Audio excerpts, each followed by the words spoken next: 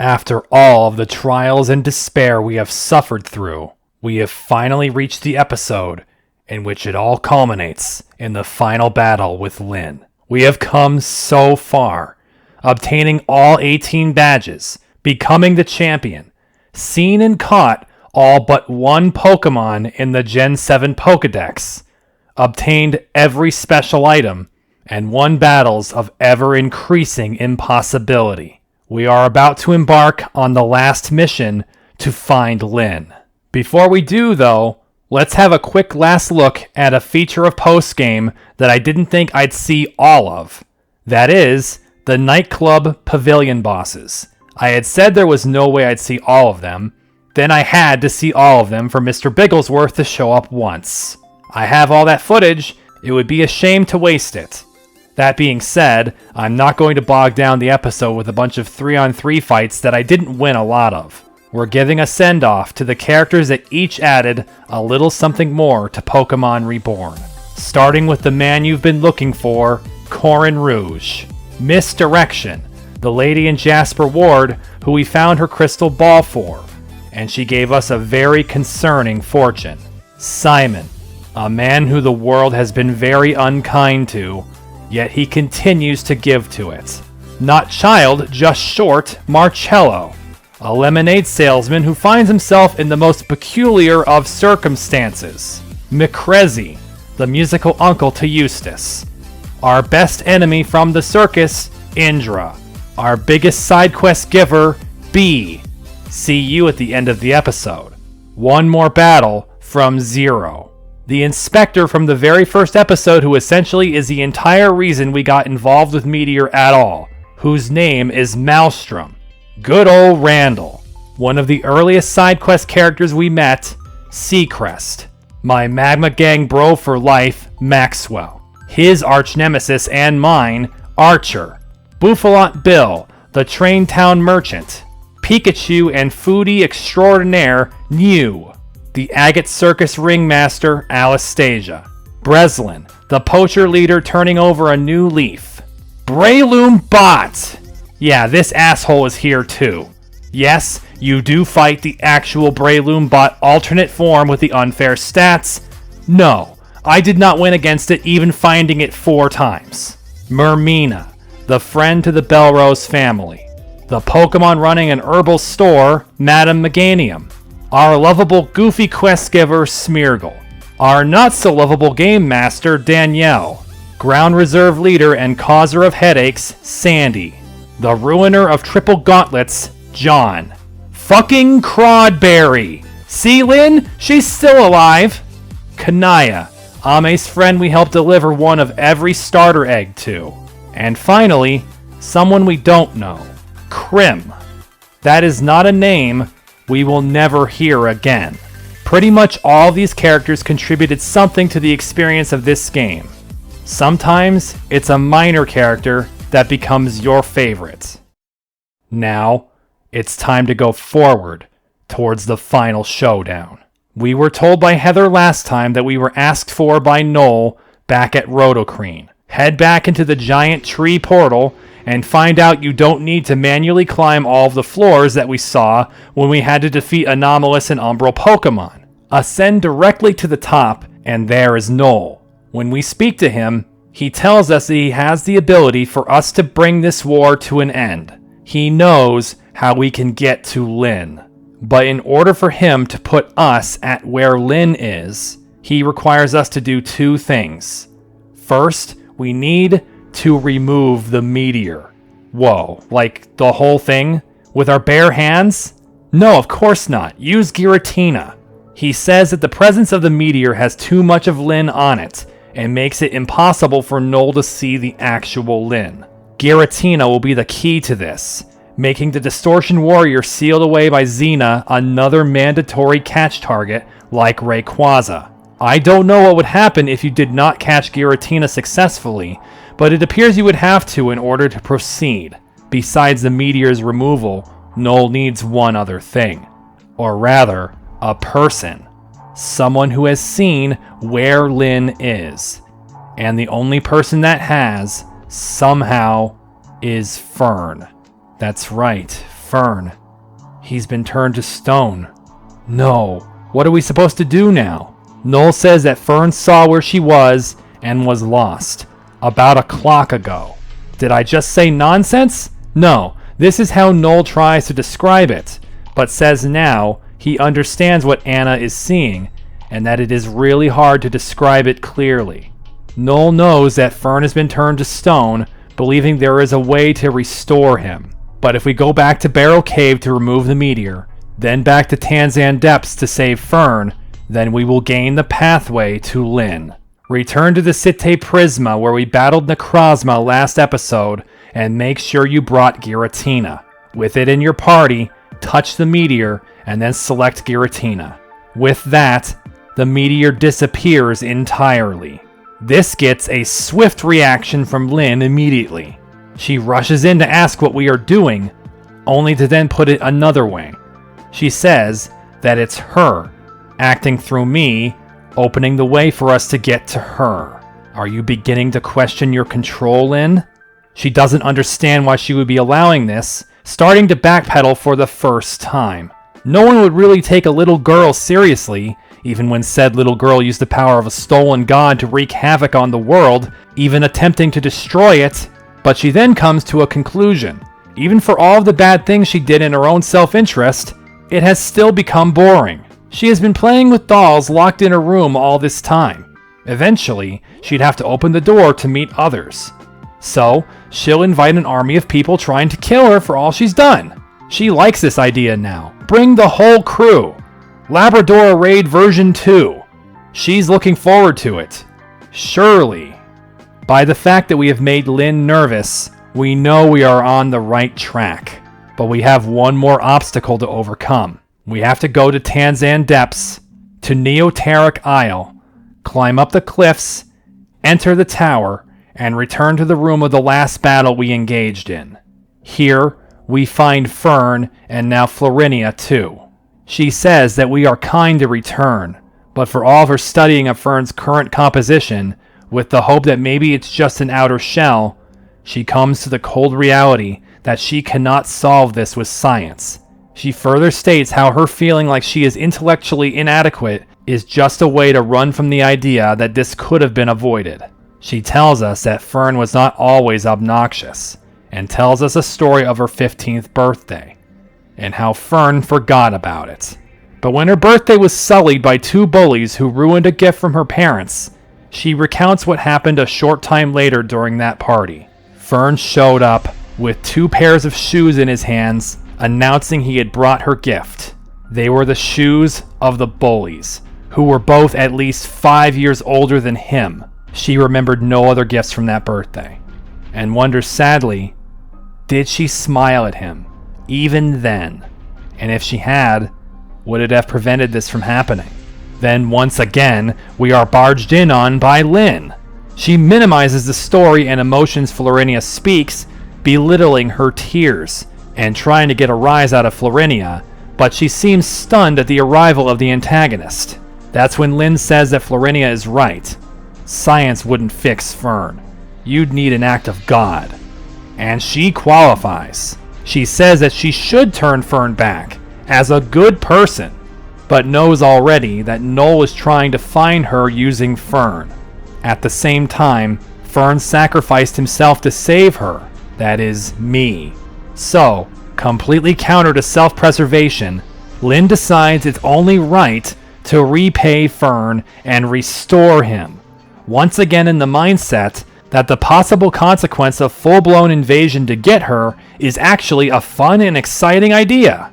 This is when Lynn commits the act of God, or more like an act of 100 crying Pokemon, and restores Fern's body, while warning he's going to have the dark stuff on him. Indeed, Fern is alive again, and has the Umbral Aura.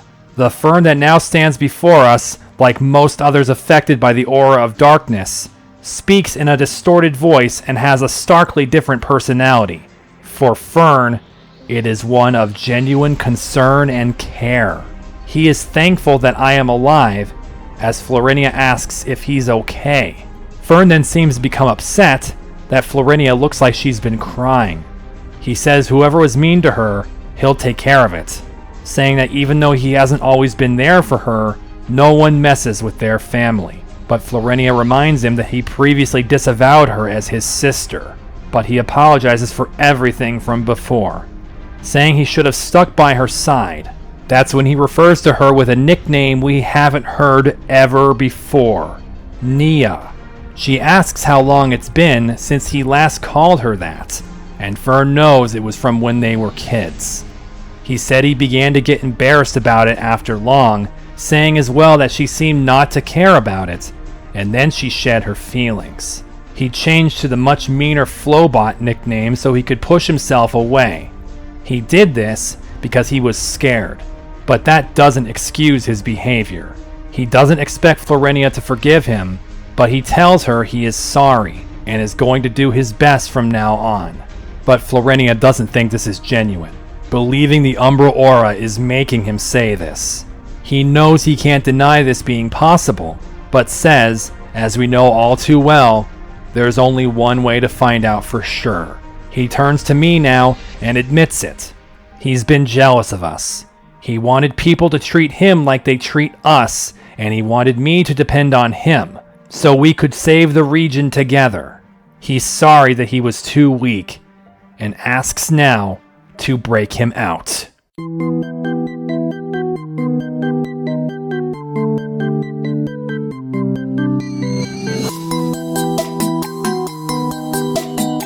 And we begin the final Umbral battle against Umbral Fern. Once more on Holyfield, our rival begins this battle with anything but a grass type. It's Entei, and I know what it's going to do, especially when Houndoom is up front. It's going to extreme speed, something that is boosted and super effective against Dark. No way, I switch him immediately to Mawile. Intimidate goes off to lower its attack, and there's the expected move. But then it goes and crits, so the attack drop is ignored and Mawile takes a ton. Then I forget that there's no Trick Room, and that is a fire type in front of me, so trying to hit it with Stone Edge only gets her to be bathed in sacred fire. I know that I should Trick Room now, but when doing so, Entei skips out to have Kartana show up instead. Trick Room starts, and then Slowbro this time had a great move to deal with it. Not Flamethrower, but Focus Blast, which lands and kills the Ultra Beast. But Fern does have a couple of his regular teams still here, like Roserade. That Roserade is more durable than it has ever been thanks to Pulse 2, and survives Camerup's Lava Plume to deliver Nature Power Judgment on him. Vanillix must enter and finish what Camerup started, but that coaxes Entei back to the field. Slowbro has Surf, so she goes out there and fights the Legendary, finding that it wants to use Extreme Speed on her too. It doesn't do half, and it's damaged already, but one Surf doesn't kill. I'm thinking that as long as Entei doesn't crit, I'll take it down. So guess what it fucking does? Slowbro faints, but Life Orb and Hail also bring down Entei. Trick Room is almost gone, but Drampa should be good coverage. Not good enough.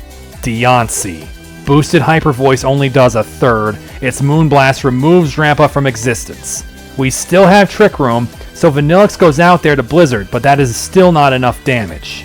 And then, right as I wanted to call him the Clutch Master again when he dodged a Diamond Storm, Trick Room faded, and now Vanillix has to die so that Houndoom has a chance to win. Of the 4 moves Houndoom has, on Holyfield, only Flamethrower has the chance to get it all done.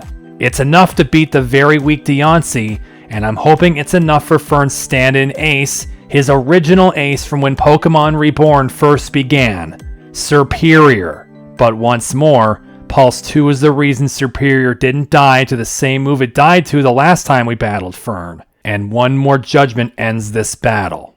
Against an Entei up front, I could use Slowbro right away, but I could also hope that Camerupt has the toughness to stand up to Extreme Speed and bury the Fire Roamer with Tectonic Rage. Is Camerupt tough enough? Yes, just barely. Entei is destroyed, Kartana's next. Cool, then Houndoom can go out under regular speed rules and easily incinerate it with Flamethrower. Now it's Deontay again, so it's time for Trick Room. Despite all the extra power Moonblast gets here, Slowbro can survive in Trick Room, then do half with Surf before fainting to Diamond Storm. Even though Deontay just got a double stage boost of defense, its double weakness to steel from Mawile's Iron Head still brings the myth down. Roserade is back, and this time Vanillix will try first to beat it. But Blizzard is 1% too little to take down the masked Pokemon, who judges Vanillix to death.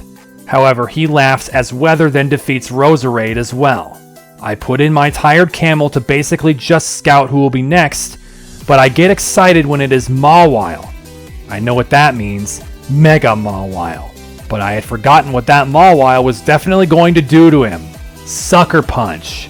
Damn it. And then everything sucks! Drampa missed Fire Blast.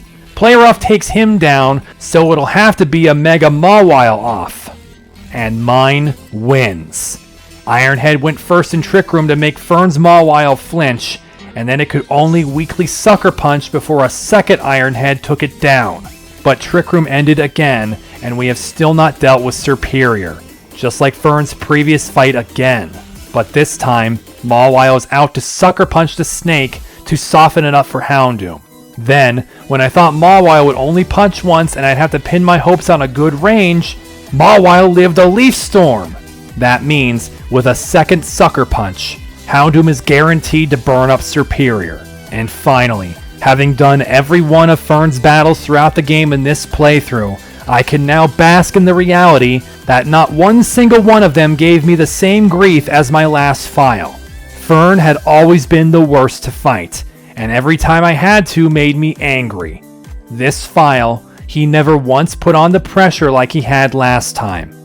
Umbral battles are now in the past, as the last aura disappears from Fern, who must now prove whether or not what he said under its effects was true.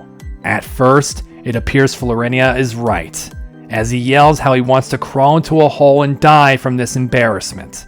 But when Florinia says how even when she tried to say she expected it but is still disappointed, that's when Fern throws away his pride. He doesn't care if she's disappointed, because at least she feels something. Even though he didn't like all that he said, it's still true. He still wants to look out for her, using that nickname Nia again. He then turns to me and says the same. Glad he took the fall for me. He admits that the things he did to avoid feeling left behind were horrible, but he's going to do better from now on. All this is an overload for Florinia, who begins to cry again. But Fern says that all these myriad emotions she feels, and he does too, are okay. Florinia is happy to hear this, but says that first, he must help Noel find Lynn for me. Fern is ecstatic to hear this, that someone needs him, and asks if we'd like to go back to the nightclub first before seeing him. That would be a good idea to save on your tired legs.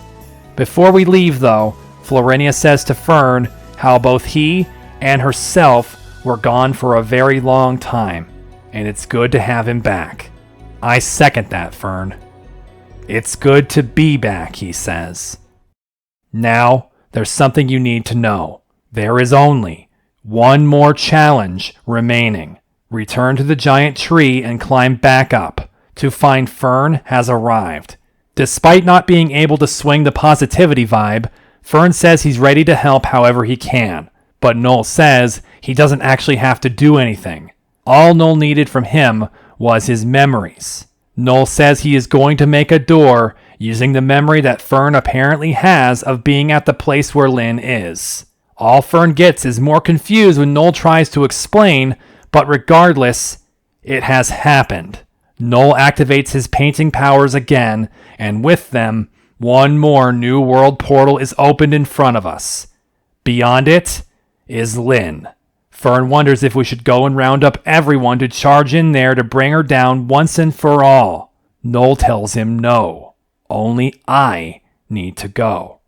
Fern is frustrated that all he was needed for was to stand around, not getting to take the battle to the girl who disfigured his face, but relents a bit and asks if I should have any backup at all. No, Noel still asserts, because Lynn is expecting everyone. She has something ready for all of them. So instead of enabling her, only I will go, and it will deflate her. Fern decides he understands despite being deflated himself, and tells me that he can heal my Pokemon if I need to. Noel wishes us luck. This is it. It all comes down to this. We step into the portal ahead to enter the New World Asylum. Holy shit, it's really happening. Walk down this eerie, dark hallway until it becomes clear what kind of place Lynn has been hiding out in all this time. A prison. In this place, after a silent walk down the hallway, the same music we've heard all post-game plays to give you anxiety as you explore this dismal location. The music that has always played when Lynn showed up. To finally identify it, it is Glitch City's Reggie Trio Battle version 2 from Ruby and Sapphire, though slowed down. Ahead of you now are many cells with chains, a staircase onwards blocked by 2 much larger chains. But if you attempt to open a cell without a lock on it, then it will open and reveal something off-putting, or rather, someone. Like this first one, which holds Arclight. You'll be afraid to approach this image of the DJ, as if it will initiate a battle against a form of him, but trying to interact with this doppelganger only makes it disappear. A cell beside this one is locked with a large padlock, so go to the right and open more cells, containing Radimus and Corey. To the right, jumping squares help take you through one more place as you climb these huge chains strung throughout the asylum. You open another cell to find the key to getting here, Fern. Unlike every other time, he says nothing and vanishes. Amaria. Then up another chain to Florinia. But just nearby, you may spot something. The remains of Doll Lynn. Just a broken doll. Then you'll scale another chain and go left and find the boy that got us here, Noel. You touch the vision of the normal leader, expecting him to disappear too. Except, instead, he starts to speak. Not to you, but to Lynn. To Lynn in the past. He tells her to leave him alone if she doesn't need anything. He's tired of her stupid games, and so is Anna. She's just too nice to tell her so. Leave her alone. That's when you obtain a gold key that makes you question what you're doing here. Scale back down the jail to find a cell locked here that you can open with that key, only to find the sister that Noel just referred to, Anna. Even in this place, even in that place, Anna's cheeriness is not extinguished.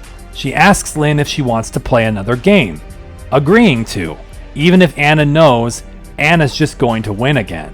Lynn relies too little on her pawns, then has to leave everything to her queen. Anna tries to give Lynn tips to help her game, but says she won't go easy on her. This one's going to be all out. Then Anna vanishes. And even now, questions are still there in your mind. The gold key you use also disappeared when you freed Anna, so you can't unlock this cell. Climb instead up more chains to find more visions of people Lynn didn't seem to have any interaction with. At least, not this Lynn. Ace, Bennett, Cal. No one she cared about, as she didn't care about Meteor. But one cell here has someone she did know, Charlotte.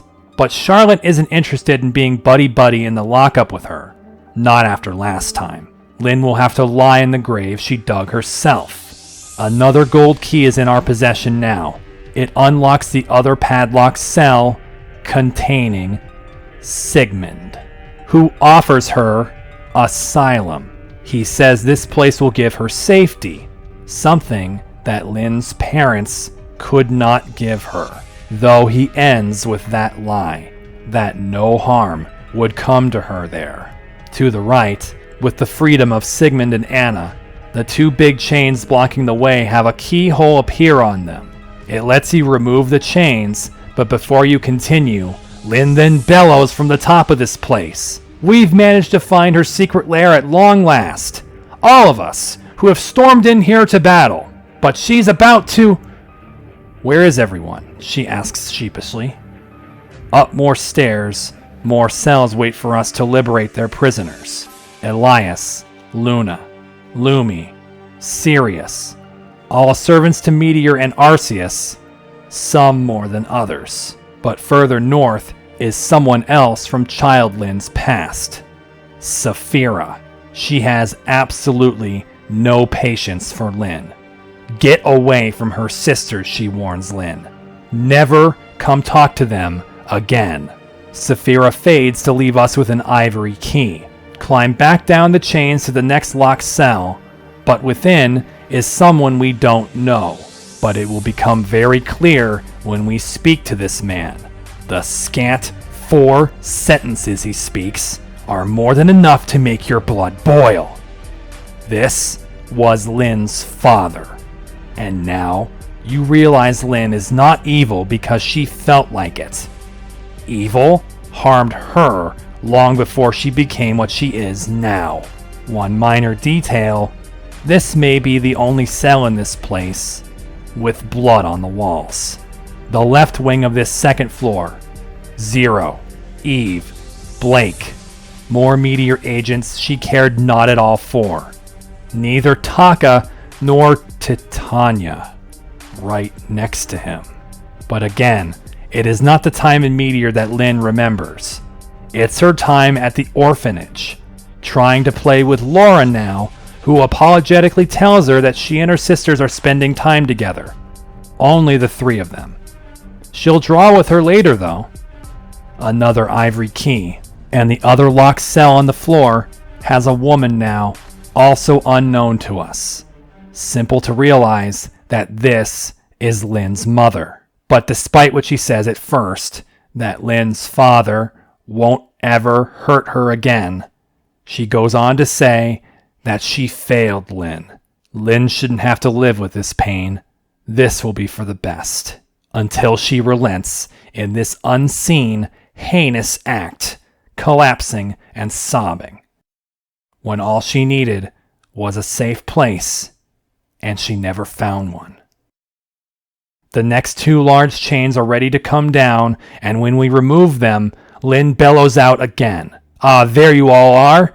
Let's end this once and for... It's still just me. Well, they're surely on their way. She's the bad guy. Everyone has to stop her. Right? A 3rd floor to this constellation of entrapment and pain. To the left, we find that Lyn has no words for even Solaris, nor words for her own adult self. But strangely, in the next cell are words from someone much lesser than these 2, who you may have forgotten did know young Lyn, John, the orderly. He seemed to have tried comforting Lyn in the past, but her demands continued, as John tells her that the doctor may ask him directly why he is always doing the rounds for her. He tells her, be quiet and go to sleep. To the left more, someone Lyn may have known, but maybe not anymore. Yuffie. No words. Neither words. From Ame. You now climb up into the highest part of this fragmented asylum, and from above, you see the throne of the creature. Slide down again to the right side of this wing, past Adrian, then to the left. See her now. The little girl, Lyn. Only 2 cells remain. The first one unlocked. It contains 2 people we've briefly seen. The parents of Terra. The father tells Lyn that something has happened. Ever since Lyn showed up, Terra has been acting very strangely, though he makes it clear she doesn't blame Lyn, nor is Lyn responsible for Terra's actions, but asks Lyn if she can give Terra some proper boundaries. Lyn hasn't slept anywhere but in Terra's room since she got there. He wonders if they should try harder to figure out where Lyn belongs. As for the mother, she is all too happy to house Lyn for a time. After all, a little girl left out in Reborn City during a storm? What a heartless thing to do to her. but the mother gets her towels and hot cocoa, probably the only kindness she remembers. One more key, an ebony key, will unlock the final cell. Of course, who can occupy this cell but her only friend, Tara? It's Tara before the rainbow hair and insanity who meets Lynn in the rain. Asking where her parents are only invites crying. If Lynn has no one to look out for her, Tara can take her to get her out of the rain at least. They'll help her figure out where she needs to be. Plus, Tara can show Lynn all her games if she wants. It'll be alright though. Maybe someday they can both stop living in fear. The story of how two girls who both seem to need a friend is now yours to know. But there is nothing else now.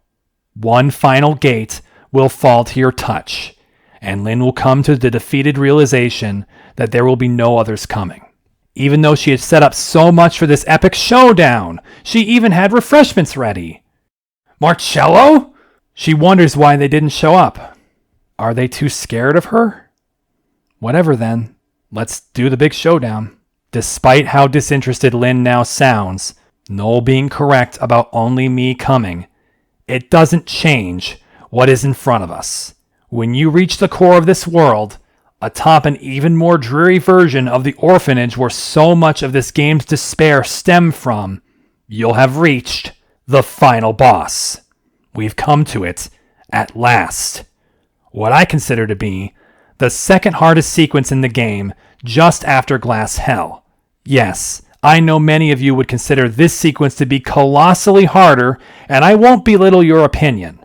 My reason for saying it is second hardest is because by now, you have every tool Pokemon in Generation 7 can give you, whereas back in Glass Hell, you were much worse off. But none of this takes away from these facts. I never beat this sequence without items in battle, not by a million long shots. As well, and there's no reason to expect otherwise, this is the fourth and final mandatory triple gauntlet. This is a Herculean task, the only proper way to end this game, with a mountain you may never scale. Naturally, I've been fearing this one too, and what's worse, I do not recall most of this gauntlet's opponent Pokemon like I did at Glass Hell. I only know of a few, but the team I've brought may very well be completely inappropriate to surmount this challenge. That being said, I have prepared the best I could for this ultimate battle, and I have at least some confidence, even a bit of excitement for how this may go. Let me show you one more time what team I have brought to enter into the final boss battle. Just like in Glass Hell, I came prepared with Pokemon that I have never used before, in this series or in my previous playthroughs. First, let's go over the Pokemon that you are familiar with. Slowbro. Yes, Trick Room is on the table, because here's the first piece of information I'm giving you about this gauntlet. The second and third rounds are both on New World. For that reason, I'm foregoing the Amplifield Rock on Slowbro for leftovers instead. New World gives her the 8-turn Trick Room by default, so there's no reason to have it when 2 battles won't even need it. Slowbro is here to put up Trick Room and cover with Psychic and Surf, but I've done what I could to make her survive as much as possible. Because here's the second and most horrible aspect of this gauntlet. There are no heals between rounds. Yes, you heard me. Every point of HP lost is lost for good until you win the game. It is precisely because of this that we put leftovers and protect on a Regenerator Slowbro. She needs to have staying power. To go along with that, also having Regenerator, leftovers, and protect is a Moongus. If we have Trick Room, then Spore is a must-have. If we can force some of these upcoming Pokemon to hold still just long enough that I can blast through their ranks, then we will have the best chance we can give ourselves. A Moongus, meanwhile, is one of my only checks to water using Giga Drain. But truth be told, she's really only important to support my team and be a pivot to keep others alive, because not all of my team is durable with over 600 HP, such as Mawile. She's here as my Mega, because as far as Trick Room is concerned, she's the best I can do. She has incredible strength and a move that is going to brutalize the opponents in the second and third rounds. Sucker Punch, boosted on New World.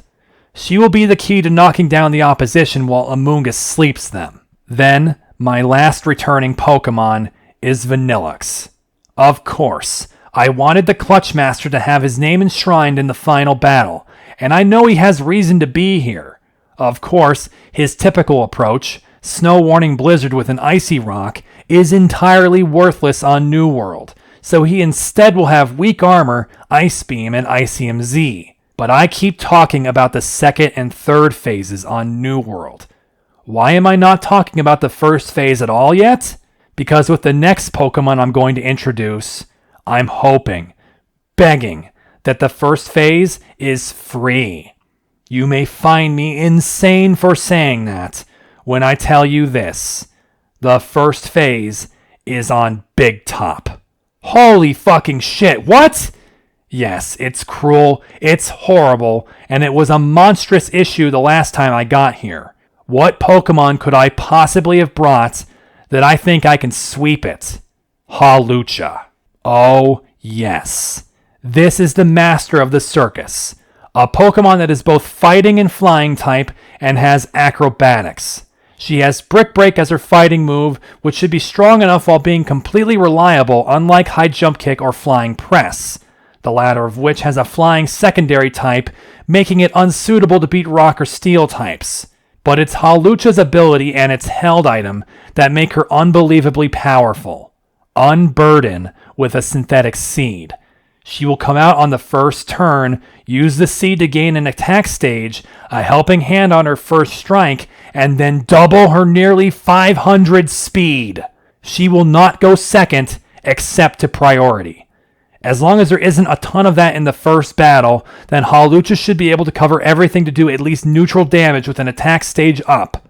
My hope is that she will be able to use acrobatics on most of that first team, which is boosted on Big Top, to utterly thrash them. Let's hope this all goes according to plan.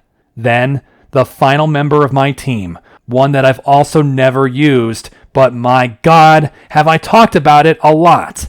It shows up in so many fights, almost always to use just one move. And if two of these battles are going to take place on New World, then you'd better believe that it's time for me to abuse Sucker Punch. Honchkrow. There she is, the big boss bird. Sucker Punch raring to go. But this isn't just a punching Honchkrow. This is actually the most important member of my team, and the only one that absolutely, positively must make it to the end of the battle alive, which is why it currently has leftovers and roost. After all, it's going to come down to how we deal, one more time, with the god of Pokemon.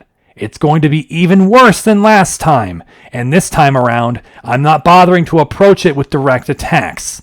We need something foolproof, and that something is the same move that this once Murkrow used to win us the battle against Unfair Shiv in the Darkrai quest.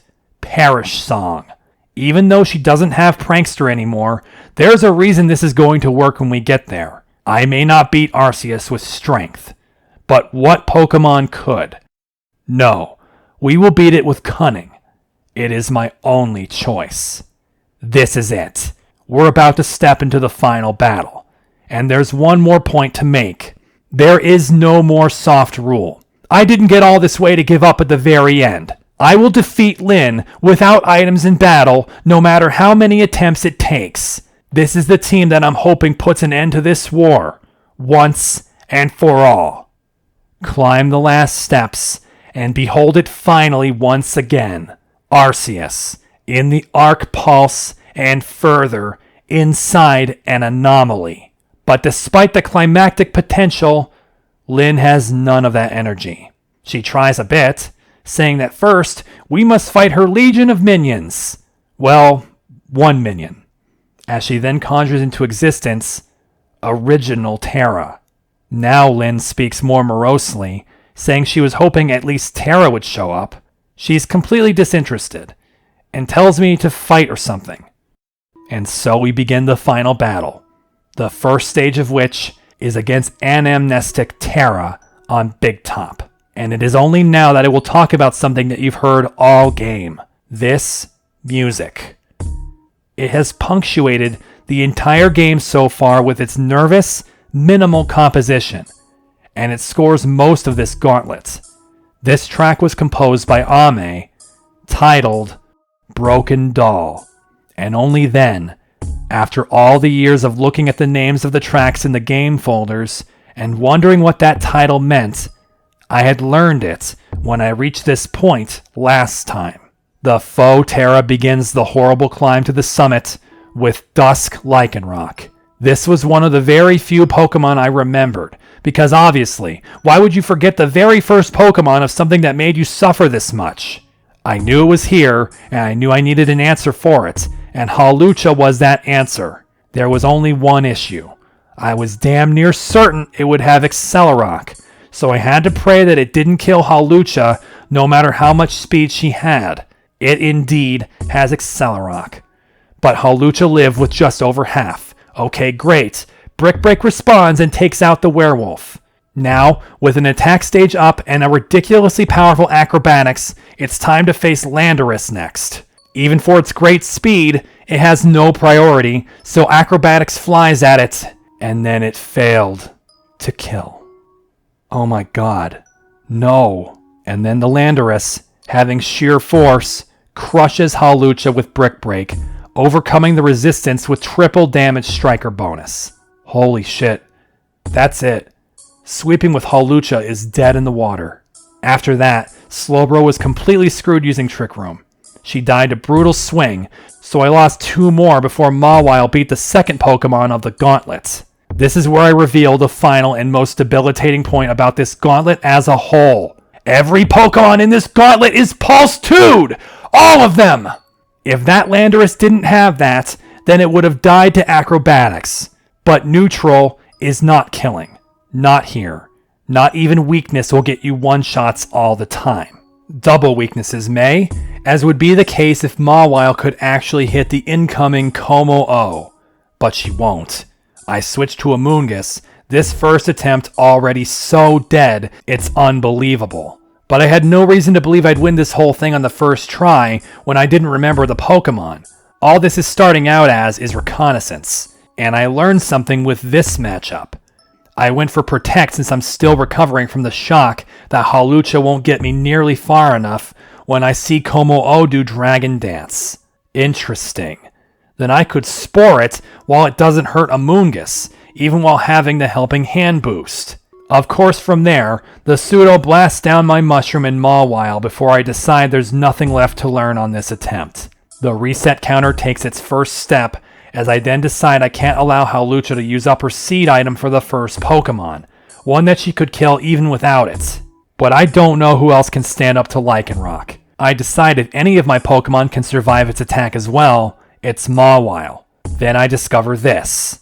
Mawile's Intimidate makes Lycanroc decide that Mawile can't kill it this turn, so it chose to Swords Dance instead. Amazing thing, because Mega Mawile's Iron Head absolutely does kill it. This then summons Como-O back out again. Time to test the waters.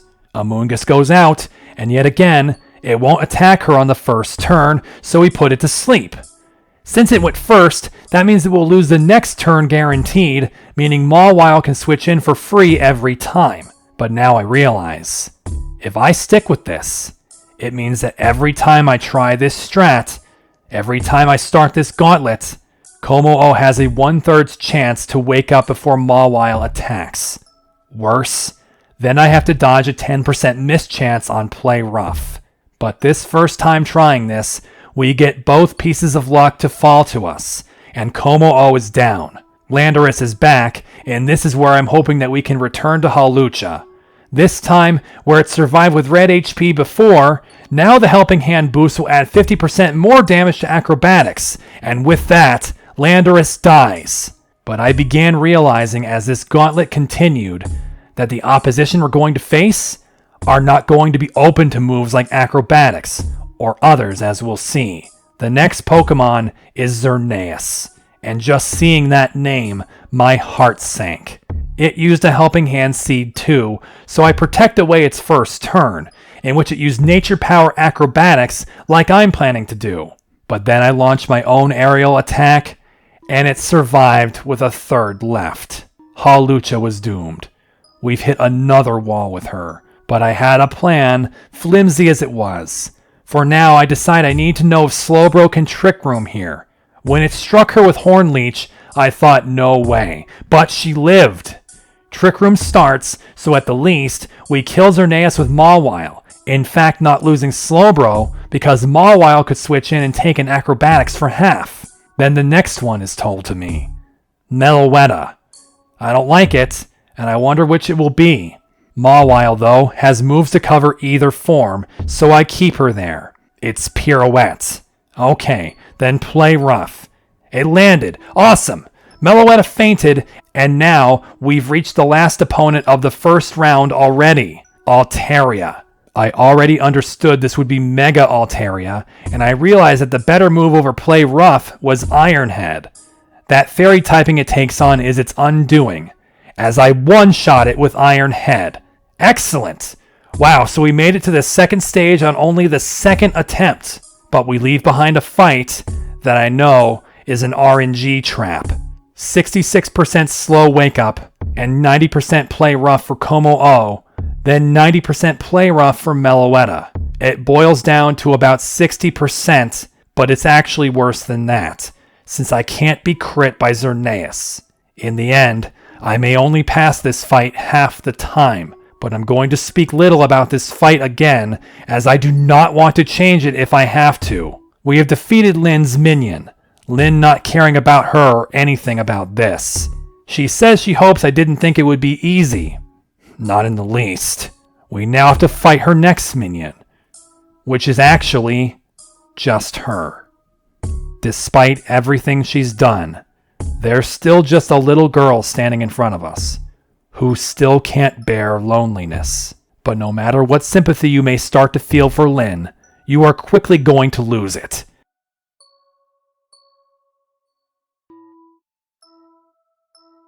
I know I lost it when the second phase began. I knew it would be doubles on New World, but didn't expect Mega Mawile and Duskmane Necrozma! No fucking way! What the fuck?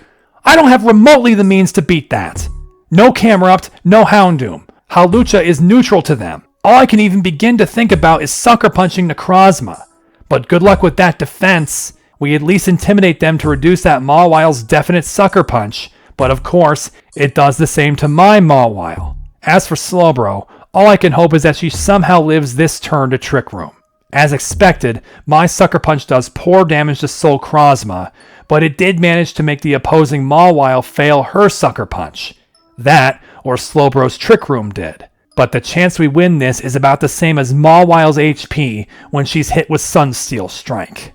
Trick Room up does almost nothing to change this situation. What am I supposed to do with this team to hurt them?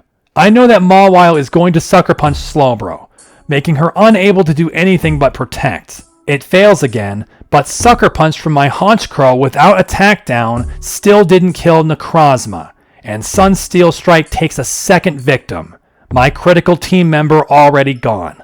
At this point, I just want to see one more Pokemon so I can understand how fucked I really am, but then I learned something despicable. Slowbro didn't kill with Psychic against Duskmane, Mawile didn't kill her with Play Rough, then Necrozma went before Vanillix? You anti-Trick Room Vanillix with a Necrozma? Yeah, this might be a bit early to say, but this is a Trick Room team, and Necrozma could use it. It makes this team the only exception to Full Pulse 2. They have zeros in speed in both IVs and EVs. As such, Sunsteel struck down the third of my Pokemon in a row. I can't even kill Necrozma with a Surf after putting it to sleep with a Moongus, and Slowbro dies to Play Rough. That chunk of HP on the fake lion still hung on from one more Giga Drain, and then Ice Punch kills a Moongus. This is bad. So monstrously bad. I can tell, just at these first two opponents, that I have a glaring hole in my team. I'm sorry, Vanillix. I know what you did last time. but I used items like crazy to get there. We won't even touch the third fight without something that can hurt that starting line. Vanillix is replaced by Houndoom, and shades of glass hell start to show, relying on Heat Wave to kill steel types. I know that Heat Wave alone, though, isn't enough. I give Fire Blast to Slowbro just to assist in killing those damn leads. I don't replace Vanillix immediately, as I went into the next attempt with Terra without remembering another thing. I haven't solidified my approach against Xerneas. In this third attempt, I just put Mawile out in front of it, and she takes a humongous hit from Acrobatics with Helping Hand, but still lived. Then I tried to use Hawlucha again, but she's lost her unburdened speed after switching out, and I find that Pirouette is faster than her in that case. I throw away the attempt, and I'm coming to grips with the idea that the only thing Hawlucha can do to the first phase is kill Landorus. It makes me so mad. I was betting everything on her, but it was almost all for naught. Still, I have no other way to kill Landorus as it is. I want to think that I can make Hawlucha do a little more. I put Poison Jab on her for the purpose of stabbing Xerneas, and it wasn't even close. It did a third, versus 2/3 with Acrobatics. There is nothing else Hawlucha does in this fight. I hate the Xerneas, and the Landorus. I find out more, too. Xerneas can do close combat to Mawile and sometimes one-shot her with Striker bonus, so we cannot accept that luck, too. It was then that I brought Houndoom out instead of Vanillix, then failing an attempt for a misclick against Landorus to throw away my Helping Hand power. Then it happened for the first time. Mawile switched into Como-O after it went to sleep, and it woke up fast. She dies to close combat, no matter how low it rolls on the Striker bonus. But on attempt 7, I proceed through the first fight the same way as the other successful time, and reach the second fight with Houndoom second, so he will Heat Wave them from the start. I want to get Mawile out of there, but since Slowbro is already hurt, it will have to be a pivot to Amoonguss. Then I behold the truth of how unbelievably bad this is. Heat Wave hits both targets, critting Necrozma. Necrozma didn't even lose half HP. Mawile was barely below half. Amoonguss nearly died to Sunsteel Strike, and Houndoom died immediately to Brick Break. That's ridiculous. What in the fuck am I doing here? Amoonguss is vaporized by Photon Geyser while Slowbro made a Sucker Punch whiff for Trick Room. My Mawile returns, but then I land Fire Blast on Necrozma, and it lives with a third still. My Mawile killed the other after it almost killed Slowbro with Sucker Punch, meaning we will get to see the third Pokemon. Amazingly, Mawile actually took the Sunsteel Strike and survived. She gets to see the next opponent, Tyranitar, but she never gets to attack it with Iron Head. First, Slowbro missed Fire Blast, then Tyranitar out-low sped her for Ancient Power to remove her last hit point. Slowbro dies with her, and my two birds have no chance to kill Tyranitar with Trick Room on. I decide I just want to see one more Pokemon, so I protect Hawlucha and Sucker Punch Necroleo. It actually dies, but it was Haunchcrow that was hit by Ancient Power, and she died to it. Then I'm faced with the fourth Pokemon on this team, Gearna. This is psychotic. Why is there such a need for fire and ground? I was in a bad frame of mind at this. There was no way I killed all these steel types when Houndoom just did so little. But I had another option for him. Choice Specs instead of Scarf. I didn't know yet this was a Trick Room team, but I had few other ideas. I needed power, not speed, so I had to hope I had enough speed as it is. Now we descend into the hell that is. Will Terra allow through an attempt to the second round this time? Not on attempt 8, quick wake up. And then again. And then the next attempt, I get bit by Playrough missing against Meloetta, and discover something more. Slowbro stalled a turn of Trick Room to Leftovers heal one more time. That is not allowed. Trick Room now ran out in front of Meloetta, who I survived because of a weak Striker result. But even if I killed it, it would mean Altaria would be without Trick Room. Then attempt 11 returned to the second fight. Choice Specs won't kill Necrozma, but if it at least kills Mawile, then we will move the needle. What sucks is that I didn't learn for sure. My Mawile Sucker Punch Necrozma, and it lived that and Heat Wave. But enemy Mawile did die.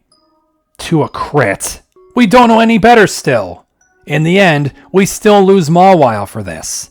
Then bringing in Honchkrow, I'm met with Tyranitar already. Fuck, she's dead to that for sure. I protect with her instead and Heatwave down Necrozma, managing to burn Tyranitar, whose attack was wasted against Protect. Here's that fucking Magearna again. What will Heatwave do to that? Not even half. Amoonguss came in for Honchkrow, losing just under half to Ancient Power, and Magearna's Fluor Cannon stops Houndoom from trying that again.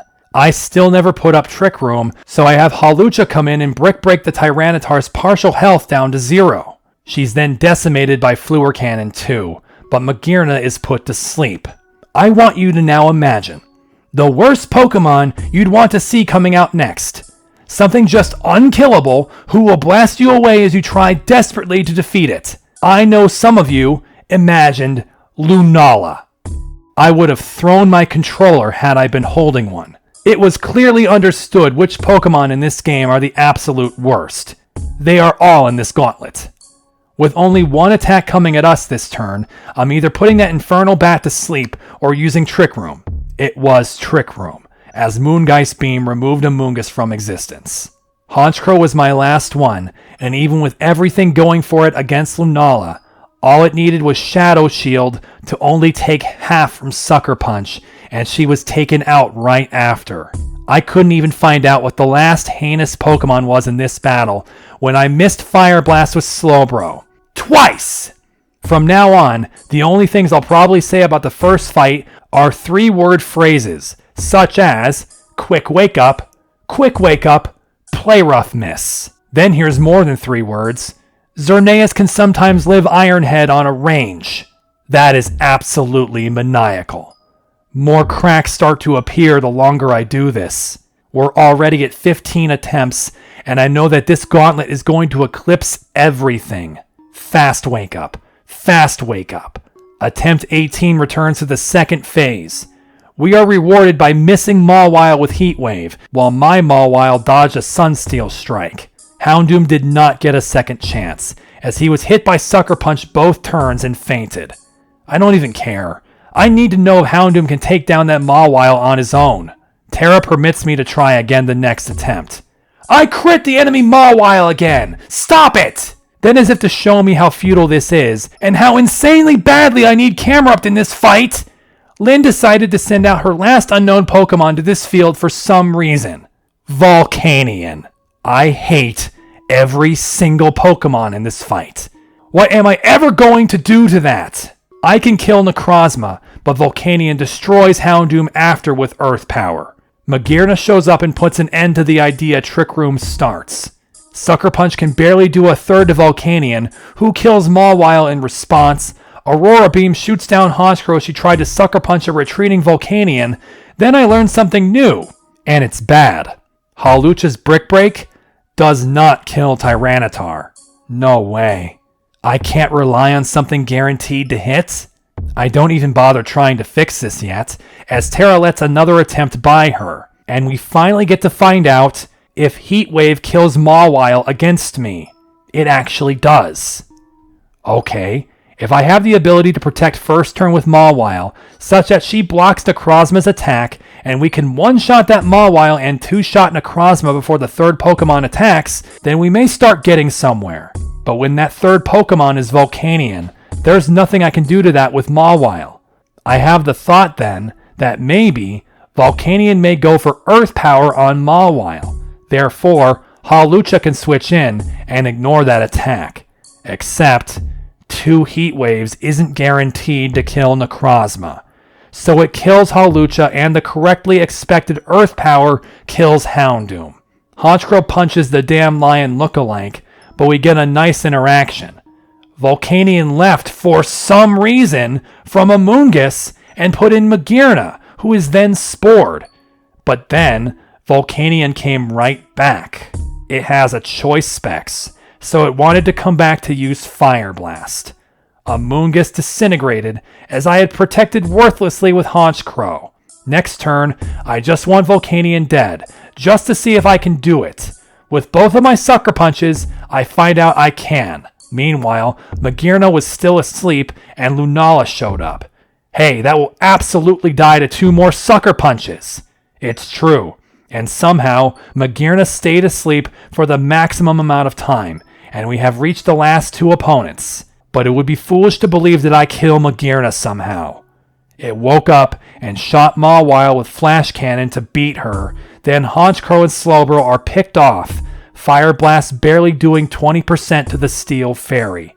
20 attempts have already been lost to this hell. At the time, I still wanted to do something else with the first attempt.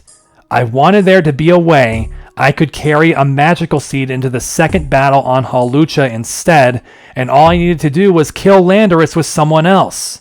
That someone could not be Houndoom, as he's outsped without Choice Scarf. Then I forgot to give Hawlucha back the Synthetic Seed on the next attempt. I go back to what I was doing, and get back to the second fight again. Heatwave misses Necrozma this time, but Mawile against me is one shot again. Volcanion shows up, and this attempt was over anyway, never mind that Houndoom missed Duskmane a second time in a row. Both my Pokemon die, Amoonguss and Slowbro come out. Slowbro takes an Earth Power to barely use Trick Room while Amoonguss protected. But Sporing Necrozma still leaves Slowbro to die to Earth Power after doing so little with Psychic. Sucker Punch and Giga Drain aren't enough next turn to kill Volcanion, but it can't get Amoonguss with Earth Power. Volcanion dies to another Sucker Punch, then Necrozma woke up to kill Honchkrow. Then Mawile gets anti-Trick Roomed by Tyranitar to die to Earth Power when Necrozma was put back to sleep. Still nothing going right here. I need an attempt when both Necrozma and Mawile die in 2 heat waves just to see where this goes. Forgot to protect the first acrobatics from Xerneas. Quick wake up. With that loss to Terra, we have now surpassed the highest loss count of the series against a full trainer, making it to Lynn's fight on attempt 26 now, only to then have an astounding first turn. My Mawile crit Sucker Punch, such that Heatwave killed both of them at once! But we're in the face of Tyranitar and Volcanion, 2 Pokemon who Houndoom is going to do nearly nothing. I thought about what happened before with Volcanion.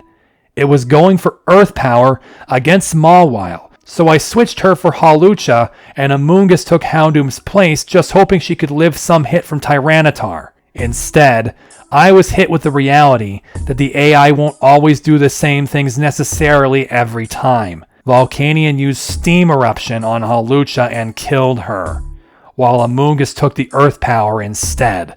I do the usual I've run out of ideas strat of Destiny Bond, which kills Volcanion, but Amoonguss never got to Spore Tyranitar, dying to Crunch. When my 2 Sucker Punchers meet Lunala, I have to do it, but of course it costs me Honchkrow to Ancient Power. Tyranitar also just chomps Slowbro, proving that I cannot Trick Room in front of Tyranitar. Then I got back there on the next attempt, and the first turn was anything but astounding. We got no crit, so Necrozma lived, and so did the enemy Mawile on even more than 1 pixel. No, there's that much of a range there too? Maybe it was a good thing though, because next turn after my Mawile fainted, Slowbro could ignore Sucker Punch while Trick Rooming, and Heatwave took them both out.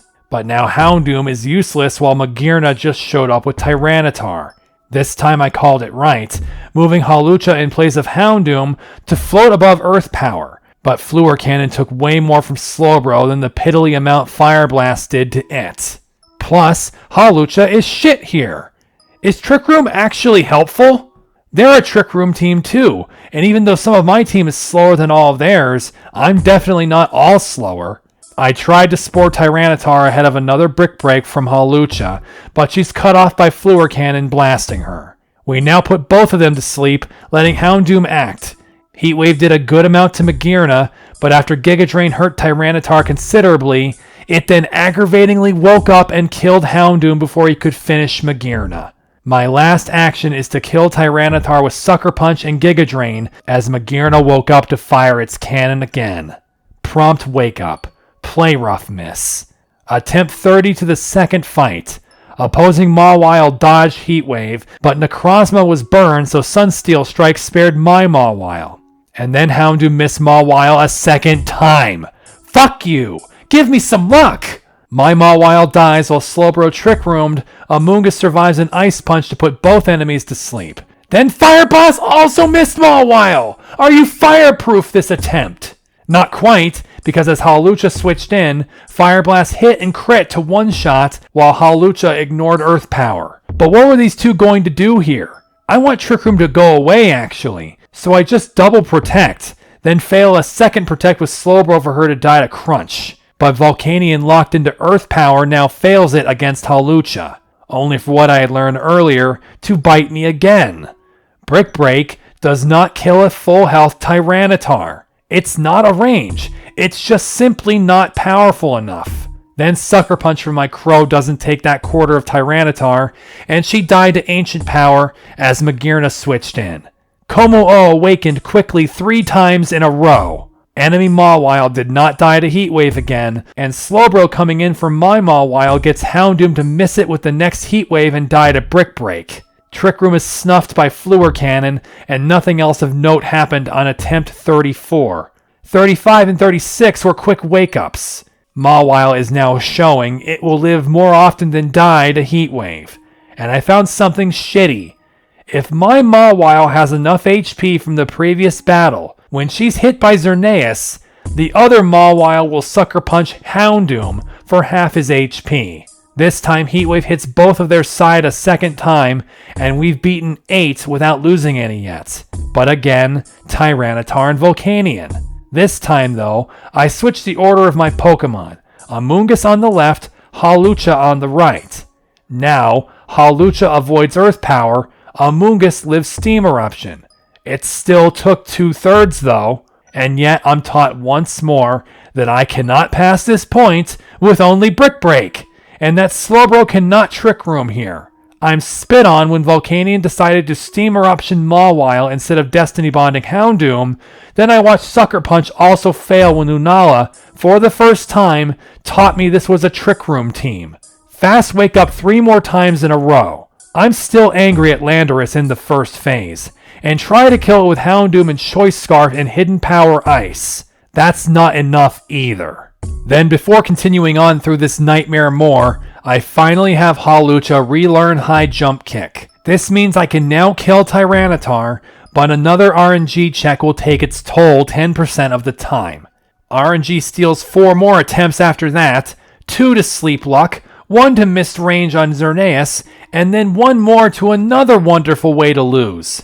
Slowbro being crit by Xerneas' attack before Trick Room. Finally, Terra fucking let me go back to Lynn on attempt 46, where yet again Houndoom left Mawile alive by a single HP. But then I realized I shouldn't keep Mawile here. It leads into Tyranitar and Volcanion, and I don't need Mawile to kill these two. Instead, she leaves for Hawlucha, and Heatwave does what it needs to do and defeats them both.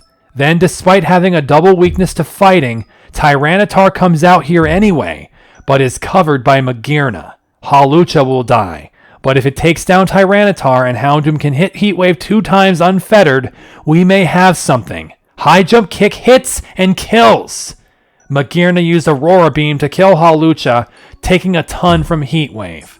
I bring in Slowbro to just regen switch her into Amoonguss, but when Lunala came out, I thought Houndoom could kill both Magearna and break Shadow Shield.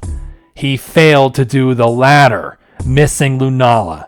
Amoonguss is barely able to live the Moongeist beam that shoots her, but there's not much else she can do here without Trick Room, and a Volcanion is glaring at her. But the attempt to bait Earth Power into a switching in Honchkrow is gutted by a Moonblast from Lunala, reducing my keystone Pokemon to dust. We broke Shadow Shield with Heatwave, but Houndoom died to Earth Power. Mawile was alive though, and Sucker Punch killed Lunala, meaning Volcanion was the only one left, but then Mawile was killed too by Earth Power.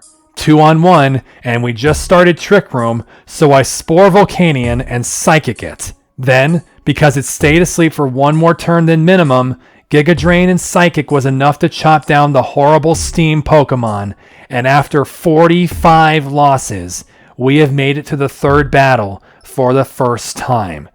And there's no hope. Lynn is so truly and actually shocked that she beat herself, as she says, now begging me, or herself, to not hurt her baby Arceus. This is when her interest hits the lowest point. Even the dolls are no fun now. Why even do? She says that as long as she has her god dog, she can go for as long as she wants, as long as nothing happens to it. As she steps to the side, as if wondering if she can actually relinquish control. She looks between me and the only opponent left in this game.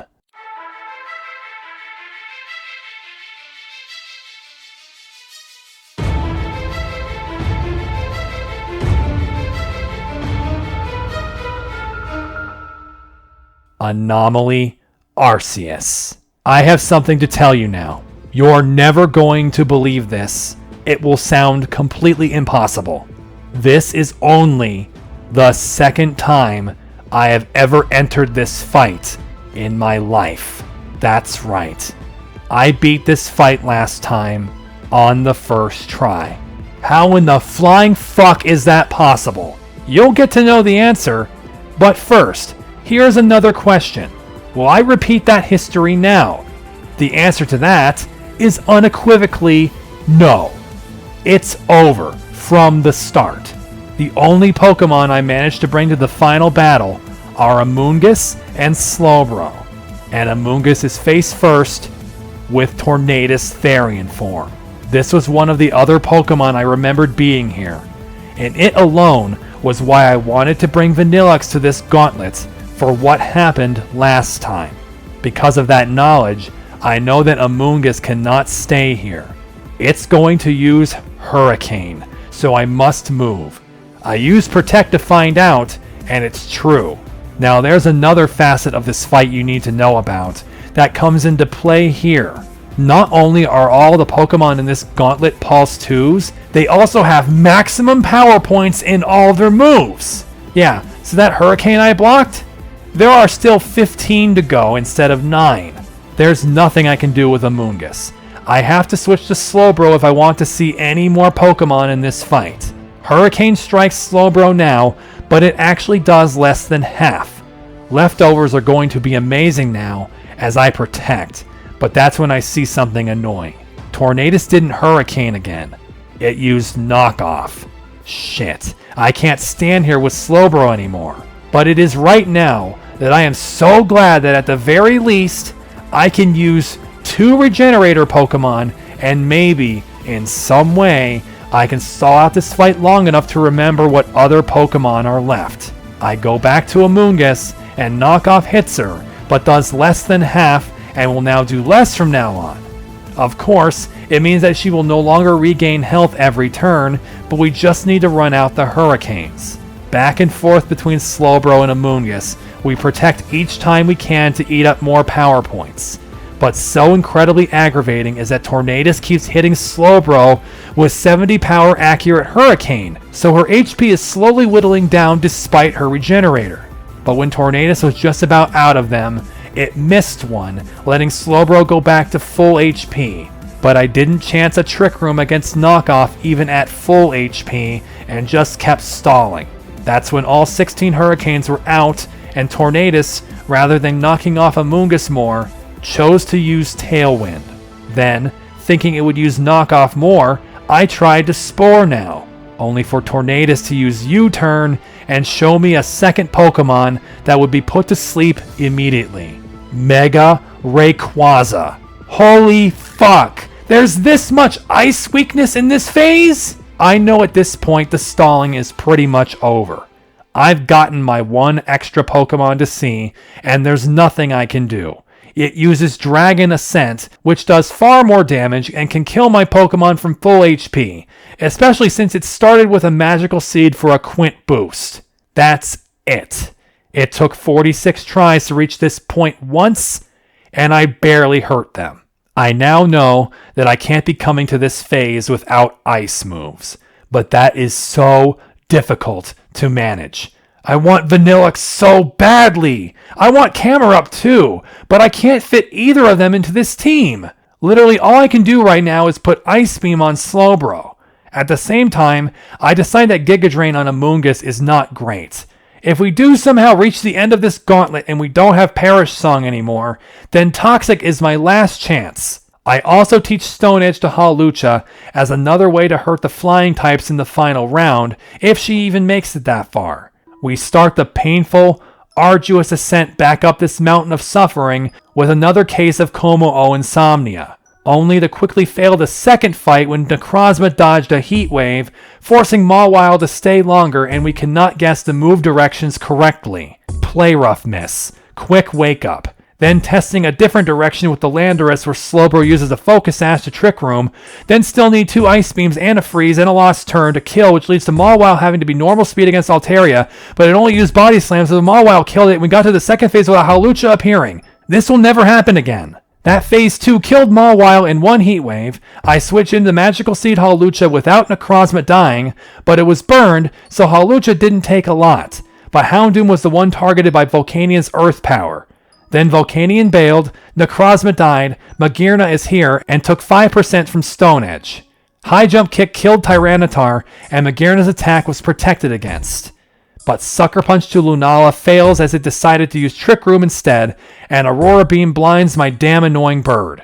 I can anti-Trick Room Magearna to Spore it, but Hawlucha is still destroyed by Moonblast, and this whole gambit basically did nothing. We give up all that plan and go back to Komo-o, waking up quickly 4 more fucking times in a row. 3 Pokemon go to 1 Pixel in the first turn of the second round. We do the switch to Hawlucha as Houndoom beats the first 2 Steel types, and then the next 10% chance of failure bites me. High Jump Kick missed. Fast Wake Up. Xerneas crit Slowbro.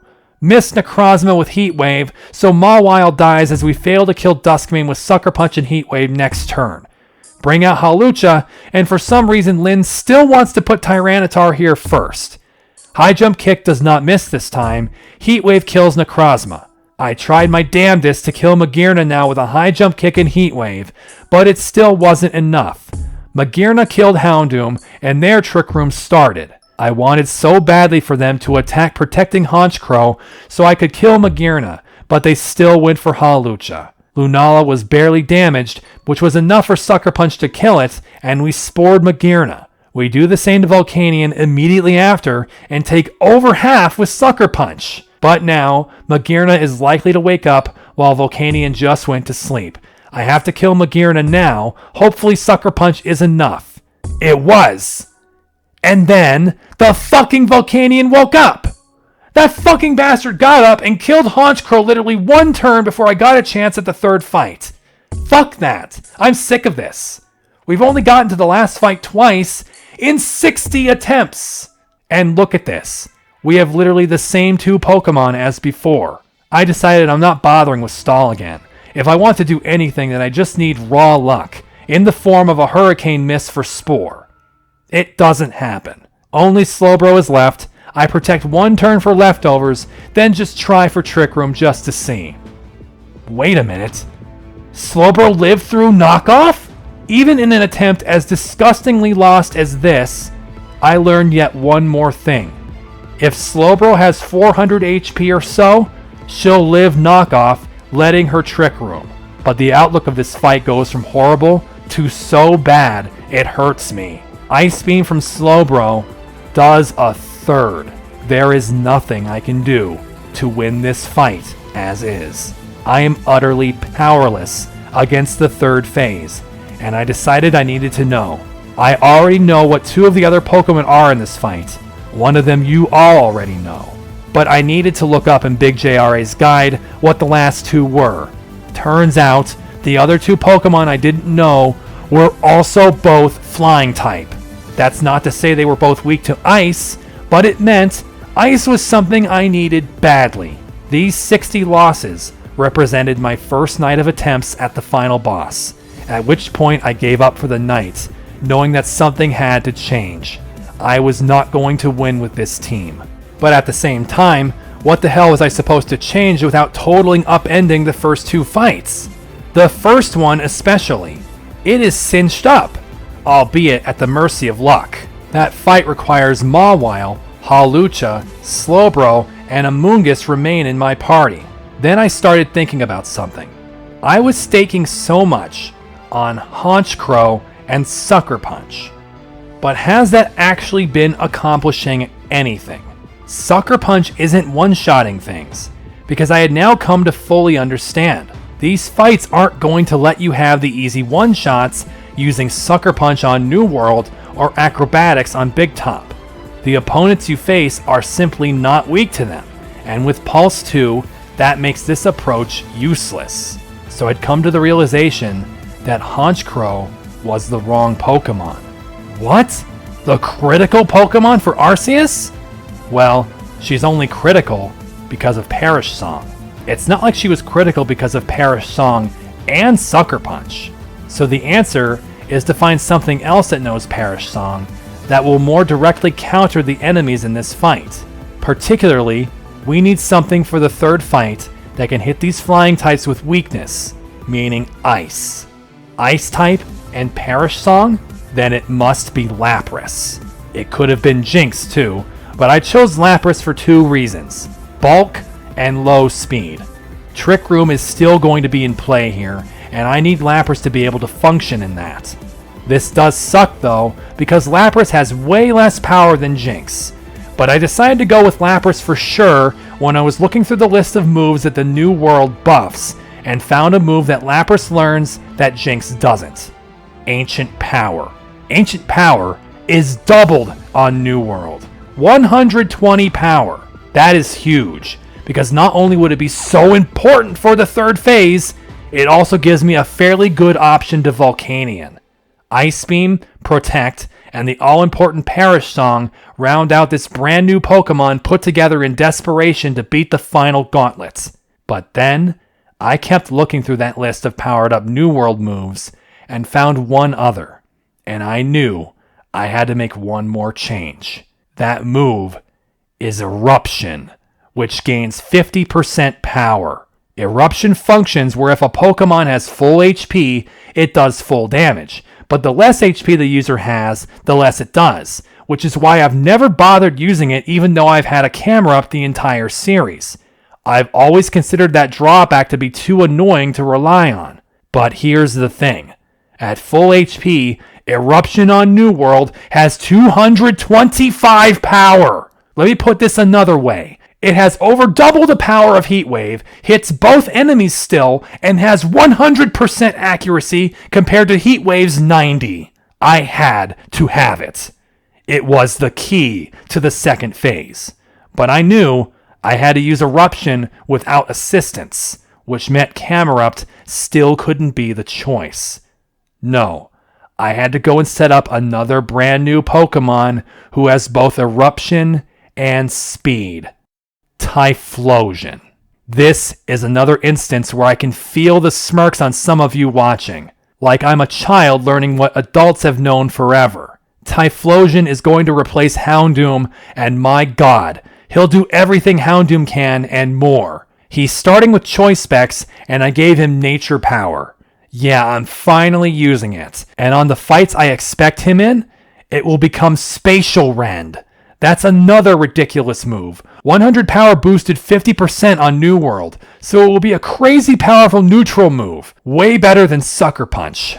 What's awesome is that not only does Typhlosion keep the same ability as Houndoom, Flash Fire, Lapras has Water Absorb, meaning I have type-based pivots, and there are moves of both those types in this gauntlet. I don't know if this really tilts the scales as much as I think, though. We have to get to the second fight and find out if Eruption is as good as it sounds. Of course, Terra didn't allow me to try it for the first 2 tries of the second night of attempts because Como-O didn't want to stay asleep. We get there on attempt 63, but there's been a fear in my gut about this. Typhlosion has Choice Specs, meaning he must use Eruption immediately, but there's a huge, crushing problem. It's confirmed in this first attempt against Lyn. Her Mawile Sucker Punches Typhlosion for over half his HP. As such, Eruption is crippled and does way less than Houndoom's Heat Wave. I had the feeling this could be the case, and it sounds like the entire plan is ruined. But I know Reborn AI. There's a chance, maybe, that Mawile won't Sucker Punch a second time if we protect it the first time. This means we have to lose a bunch of the boost from choice specs by changing it to expert belt, because I don't want to burn HP from life orb, which would necessarily reduce the power of eruption, and any health lost is dreadful. No further terror attacks at this time leads us to getting back to the second phase next attempt, and now for the moment of truth. Does a protect make enemy Mawile lay off Sucker Punch, or is this all for nothing? It didn't Sucker Punch! Eruption goes off! Full HP! Ridiculously, my Mawile crit her own Sucker Punch on Necrozma ahead of time, so Eruption was sure to kill both. Now, we just need to get Typhlosion with full HP in front of Magearna. That's surely not who shows up first. Lunala and Volcanion. Now without Honchkrow, double Sucker Punching Lunala is no longer a thing. What's horrible is I don't even get to Sucker Punch it once either. Lunala Trick Roomed, and then Volcanion killed Mawile with Flash Cannon, as Hawlucha came in to be doomed by Trick Room. I decide this attempt can only be for educational purposes, so I bring in Lapras here. Does Lapras go before everything? No. Volcanion was slower, but it killed Hawlucha, and then Lapras went next. Ancient Power fires at Volcanion. It does half! That's perfectly passable! What's simultaneously great and awful is that Lapras survived Moonblast from Lunala but then lost special attack, so killing Volcanion with one more Ancient Power is no longer possible. I tried, using Spore to support, but it survived and Lunala beat Lapras now. We get back to Phase 2 straight away again, and now I need to see. If I pull Mawile for Hawlucha like before, can Typhlosion do this all by himself? No Sucker Punch against him! He one-shot both of them! Holy shit, this is massive! We just broke through in a huge way. No more ludicrous requirements for the first line of the second battle. We just blast them with Eruption and kill. What's crazier is that this time, despite my side being so damn fast, Lunala didn't come out here. It was Volcanion and Tyranitar. Perfect. Then Hawlucha's only job is to high jump kick the Pseudo and die. But switching Typhlosion with Lapras was supposed to be rewarded with Steam Eruption to do nothing to Lapras. Instead, Volcanion hit him with Earth Power for half. Damn it! Why would you use your off-type attack? It's the damn boost from New World. Lunala's here now, but I want Hawlucha to try helping Lapras kill Volcanion with Stone Edge. She lands it, but that damn bulky fucker took only a third from it, and Ancient Power isn't enough to finish it. Until that crit happened! That killed Volcanion and cut off its attack, which was sure to kill Lapras. It sucks that we still have a full HP Lunala there. However, I realize then that Magearna has to come out, so it's back to Typhlosion. Lapras protects, Eruption launches. No! Magearna lived it! It lived full power Eruption! No. How much more do I need? Typhlosion was beamed out of the fight by Lunala. It's completely open to Sucker Punch now, but then when I tried to force down the last HP of Magearna with Ancient Power, it fucking lived. Mawile is taken away too by Flash Cannon, and only now do we kill the Magearna. We've gotten to the third fight for the third time, but only with the bare minimum necessary to theoretically win the fight, having only Lapras beyond the two that have made it here the other two times.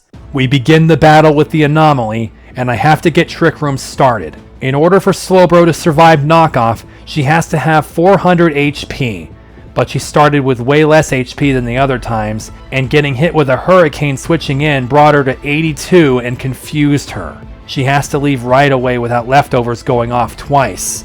We do this again, but she's going lower with each switch in. She got hit and confused a second time.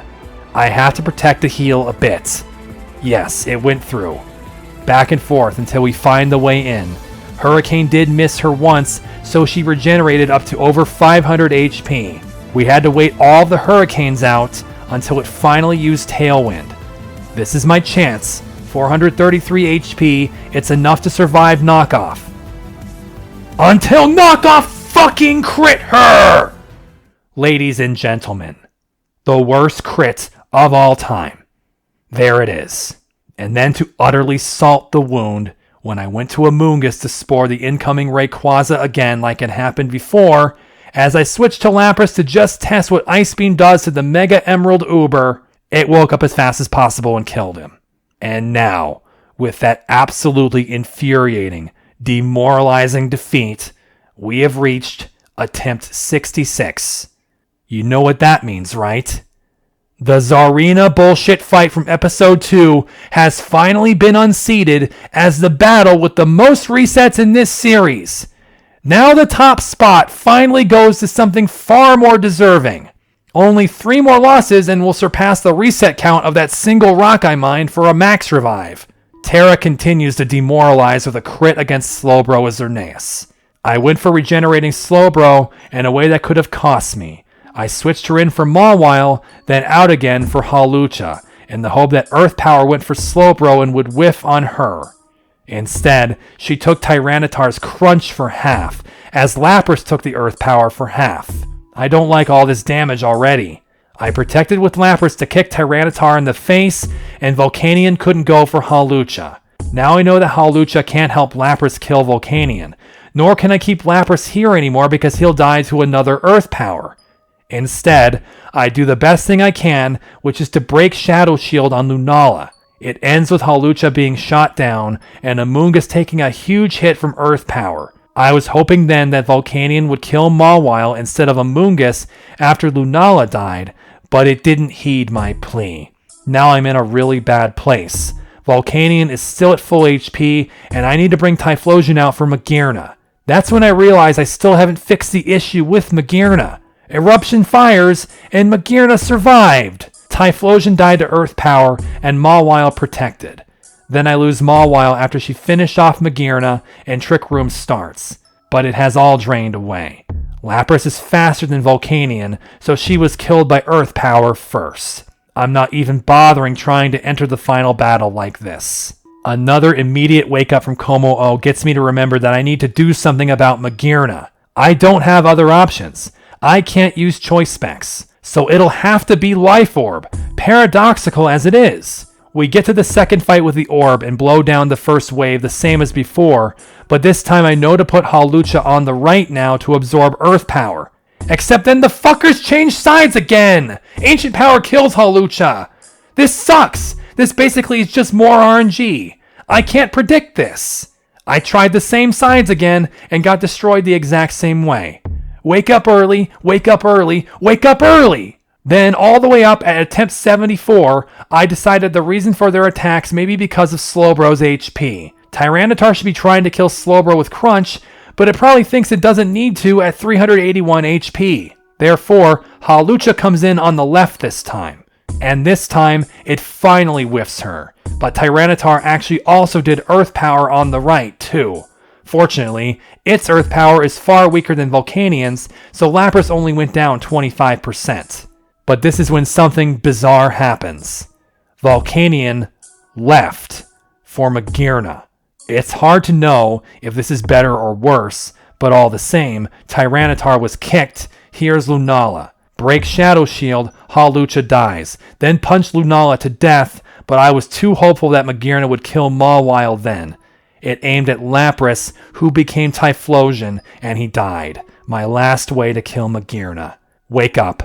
Play rough, miss. Xerneas lived Iron Head and flinched to make Mawile hit it again and run out of Trick Room by Altaria. Altaria paralyzes Mawile and takes away one turn to bring her to 11 HP to go into the second fight paralyzed. Thanks a lot, and fuck off fake Terra. Mawile is able to protect before leaving. The first two fall. Hawlucha on the right thinking Slowbro has too much HP. No, not at all. It's just fucking irritating. Tyranitar aimed Crunch at Typhlosion. This is stupid. Lapras and Hawlucha still both lived, and then High Jump Kick missed. Then we get back to the second fight again to learn that there's another horrible surprise waiting for us. Necrozma can live Eruption very rarely. No fucking way.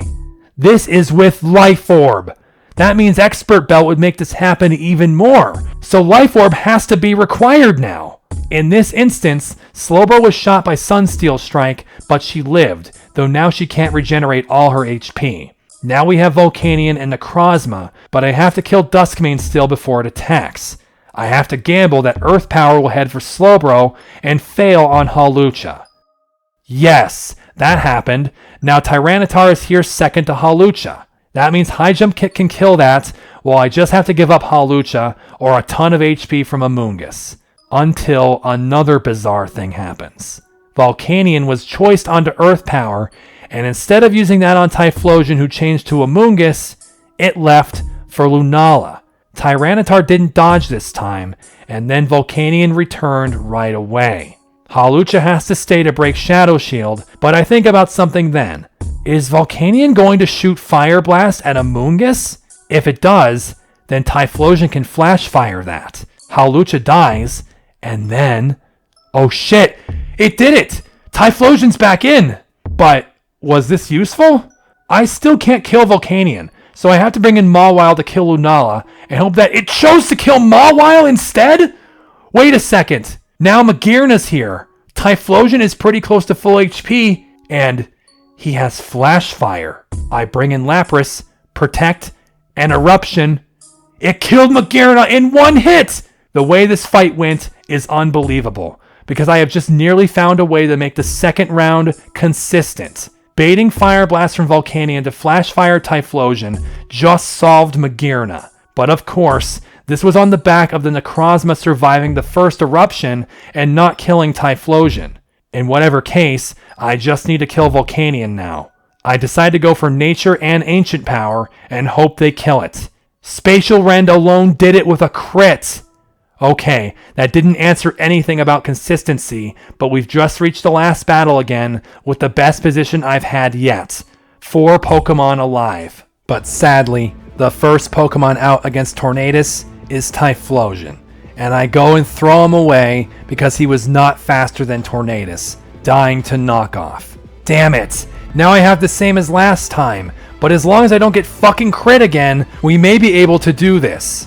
What's great though, is Typhlosion offered a sack switch into Slowbro, who has 446 HP after 1 Protect. Please, please survive knockoff.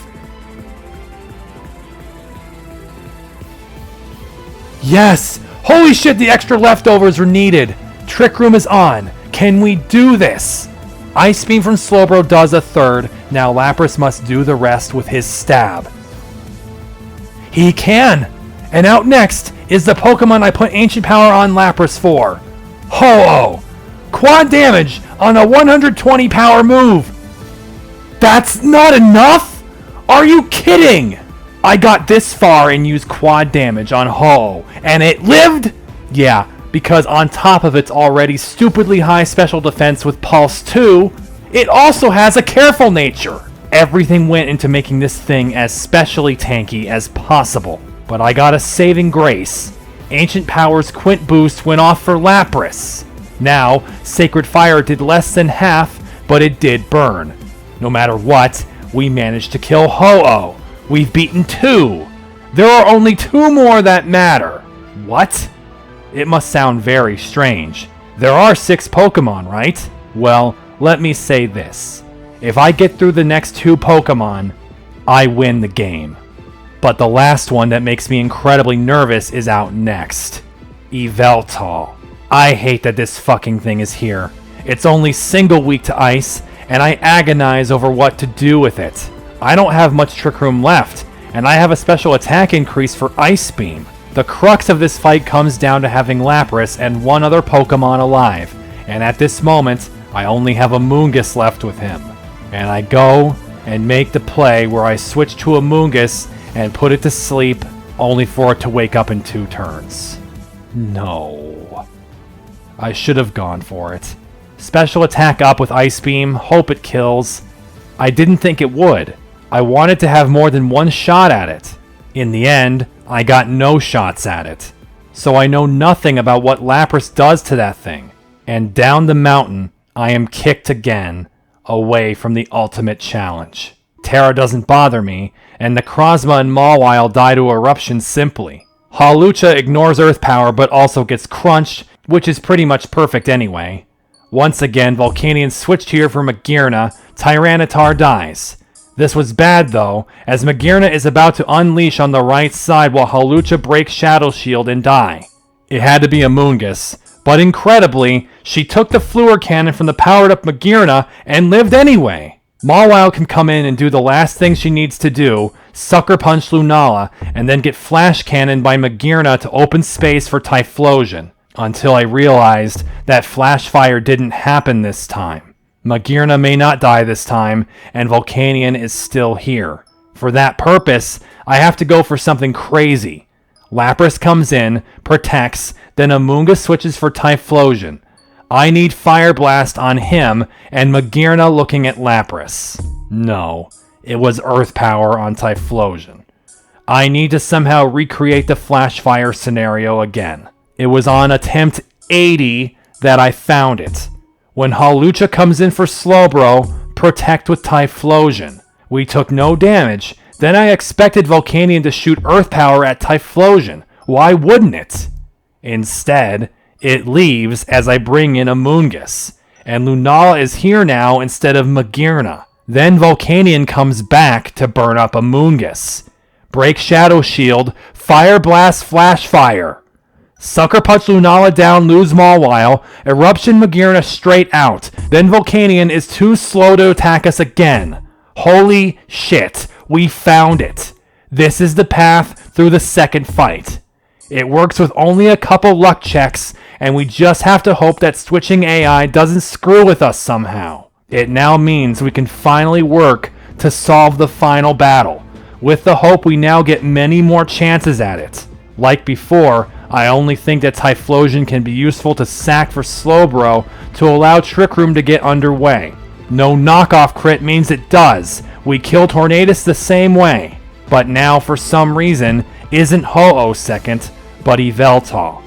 I have to know what Ice Beam does. It's only just over half. Not enough. It froze. It lost its turn. It even lost another trying to do Sucker Punch. Yveltal is dead. All that's left are 2 double weaks. I gave Lapras Life Orb for Ho-Oh.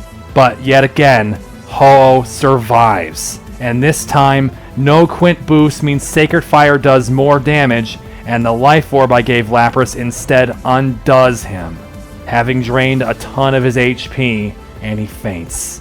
It's not enough. I don't have enough power. I realize that even though I just solved the second fight, I can't leave it that way. I have to bring Mawile to the last fight instead of Typhlosion. She can easily kill Yveltal and help damage Ho-Oh before Ancient Power hits it. In order to do this, it has to be the Hidden Power Dark on Typhlosion kills Lunala, the thing that is making Mawile stick her neck out too much. Terra has nothing to say to this, and I begin to go through the second stage like normal. Wait, what? What the fuck? Lynn's Mawile hit Typhlosion with Sucker Punch on the second turn too! No. Don't you tell me I can't start this fight anymore. After another fast wake-up, I get to the second fight again. Please, don't do the double Sucker Punch. It didn't. Fucking wonderful. So now, I can try this new strategy, but there's just a horrendous RNG check right at the beginning that I don't know how it's happening. Just because I have Hidden Power Dark? The strategy baiting Volcanion into Fire Blasting Typhlosion works again, but I'm quickly ruined. Hidden Power Dark from Typhlosion doesn't kill Lunala, even without Shadow Shield. It was even boosted on New World. How is that not enough? Fast Wake Up. No double Sucker Punch, but I have to try something else. Instead of bouncing Typhlosion to bait Volcanion, I leave him to Eruption Lunala switching in. But after Hawlucha did more damage now, in the hopes that Typhlosion could now finish it, instead, Lunala Trick Roomed. I need a consecutive Protect for Typhlosion to have the time to hit Lunala first. No. Quick Wake Up twice, and then ruined by double Sucker Punch. Missed Play Rough, 2 more Quick Awakenings, and gutted by Sucker Punch again. Finally, we are not stopped from starting the second fight again on attempt 94. Except then, the other bad luck came back to haunt me. Necrozma survived Eruption on a range, and this time it aimed Photon Geyser at Typhlosion and killed him. This is hell. I had it. I felt so close. But now it's slipping away. On attempt 95, Terra and Lynn's Mawile and Necrozma all have nothing to say, and we can actually proceed into the second fight.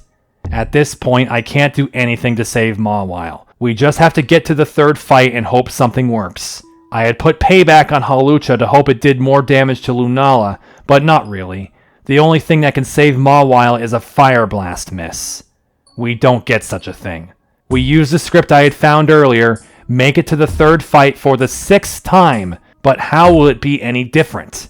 I got a freeze and stolen turn from Yveltal, and it's not like we have anything else for Ho-Oh, but it's now that I realize I don't have to throw Typhlosion away. Sure, he makes a great sack for Slowbro to Trick Room easily, but Typhlosion is too slow here. So he benefits off Trick Room just as much. He may not kill things in this stage like Mawile could, but it could be all that I need. For that, I decide we need to do the double regenerator switching until Slowbro lands in front of Tornadus with a missed Hurricane. And it happened on the second switch-in.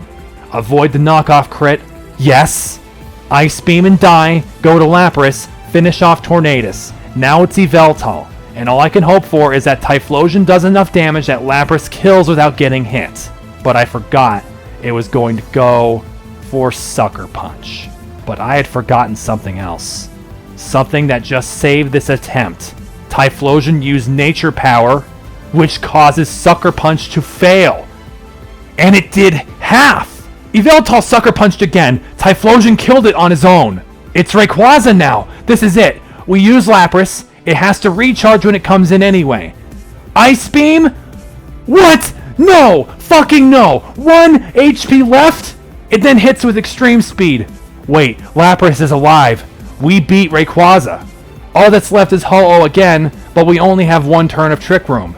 I then spent literally 10 minutes wrestling with how I can best use that single turn of Trick Room. I know that Ancient Power won't kill, and no Quint boost saves Lapras at that low HP. I decide I have to use Spore on Amoonguss, then we beg for the max round sleep. At the same time, I did a speed calculation of Typhlosion and Ho-Oh, and determined that Ho-Oh should be slower than Typhlosion, so after Trick Room fades, he may be able to hit Ho-Oh twice before it wakes up. Only, it woke up immediately, yet again. And then worse, even though Typhlosion ate up Sacred Fire, my calculation was wrong. Ho-Oh is faster, and killed Typhlosion. No 5% Sacred Fire miss saves me. I almost had it. That was the last Pokemon to care about. It was then that I realized that it all came down to the one single point of HP on Rayquaza. Had that been a one-shot, then we would have had the extra turn of Trick Room so Typhlosion could soften up Ho-Oh and it would die to Ancient Power. This loss, debilitating as it was, ended my second night of attempts. But I had hope. I knew what moves I could use to do this. Hidden Power Rock on Typhlosion for Ho-Oh since Dark didn't work. Then, for Rayquaza's special defense, give Lapras Frost Breath. By always critting, it becomes the same power as Ice Beam and ignores defense increases. Because of that, we will be able to kill Rayquaza in one hit and save that Trick Room turn, at the cost of Frost Breath being 90% accurate. This now pushes the final battle's requirements up to need 4 90% accuracy moves to land, 2 Nature Power Spatial Rens, 2 Frost Breaths. I should now have all of the components needed to defeat every individual Pokemon. All that I need now is for the game to let me do this.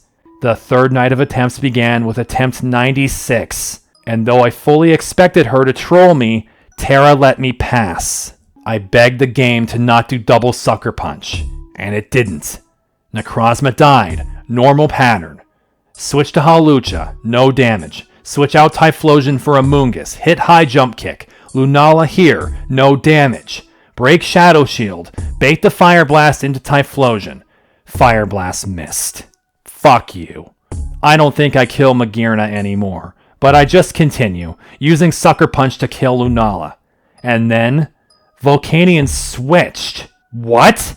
It was on Fire Blast! It always hit Mawile with Fire Blast! Now Magirna is here, and Lunala died, no damage again. Volcanion is the only other one left. I know that Eruption won't kill Magirna alone, so I Sucker Punch Magirna too, and it faints. So we still got to the same point, because Volcanion used Steam Eruption. Steam Eruption missed! Wait, was that for Mawile? Then maybe. Switch to Lapras? Oh my god! It was for Mawile, and Water Absorb just gave me another no damage turn. We both attack first, but I use Hidden Power Rock for weakness and no mischance, but it did way less. But not little enough. Volcanion is dead! We're on the final stage with Mawile alive. Holy shit!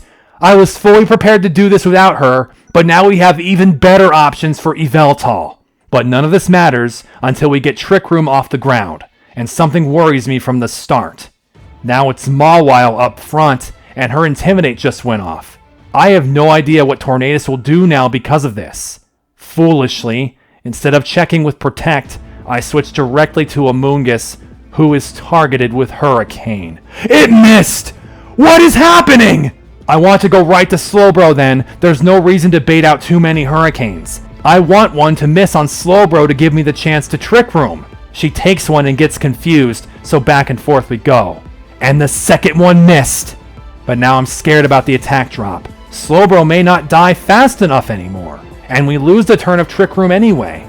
We don't get crit from Knockoff, but it did way less. We won't kill with 2 Ice Beams, but it went for Hurricane's second to kill. It didn't kill? Shit! So much insane luck, but that Intimidate threw it all off. 2 Ice Beams hit Tornadus as Slowbro finally faints, but then I realize it's foolish to use Frost Breath and risk the mischance. I go to Mawile, and we easily kill with Sucker Punch. This brings Ho-Oh now. We just have to have enough time. Typhlosion goes out, Hidden Power Rock does plenty, Typhlosion must die to Brave Bird. He does! Lapras comes in, Ancient Power, Ho-Oh is dead. Yveltal next. Please play rough. Mawile will never get back here again. Please let her have this kill. Sucker Punch flies at her first, but it's not enough. She landed the play rough! There's only one more RNG check left for Rayquaza. Frost Breath must land. Frost Breath lands, we win. Frost Breath landed! It's over! It's over! I did it! I finally did it! Why did I finally do it? Why am I completely disregarding the 5th Pokemon? Because it was easy to remember what this 5th Pokemon was. The one that came out right before Arceus. It was Cresselia. And last time, I attempted to fight Cresselia like everything else. Only Cresselia wasn't here to fight. It was here to bring the entire postgame full circle. To end the final Anomaly battle the same way it ended the first one. It uses Lunar Dance. It kills itself to give the next Pokemon out a Quint stats boost. And that means all that's left is the ultimate Pokemon. Here it is. Arc Pulse Anomaly Arceus, who not only got the Lunar Dance Quint, but was also holding a Magical Seed to get a second Quint boost, meaning that compared to last time we faced this behemoth monstrosity, it is twice as powerful. And it all means nothing! I may have seen this fight more than twice now, but I will only see Pulse Arceus one more time. Lapras, finish it!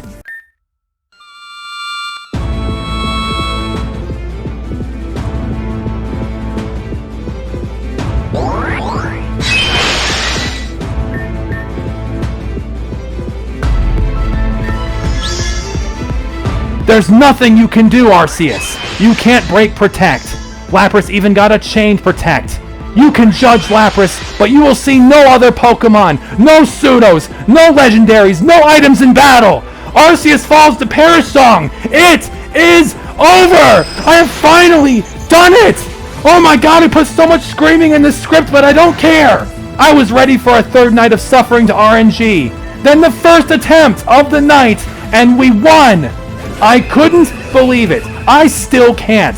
That happened. That just happened. It's over. That was a monumental achievement for me. So, that thing I said about second hardest fight? Yeah, fuck no. We're up here at 96 attempts. This is the hardest fight in the game.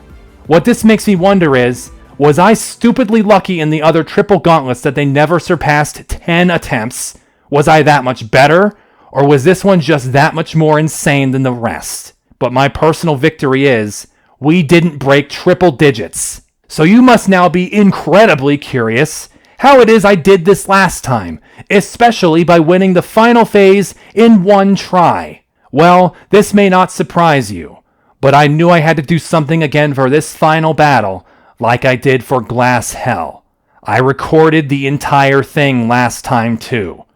I knew I needed to record this because I would never do it again.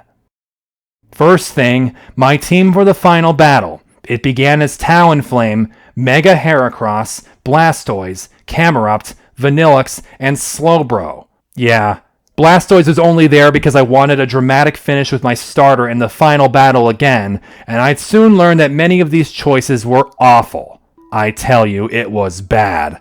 Lycanroc took down Talonflame and Slowbro immediately on the first try, and I only killed it with Vanillux because he had Ice Shard as a special attacker.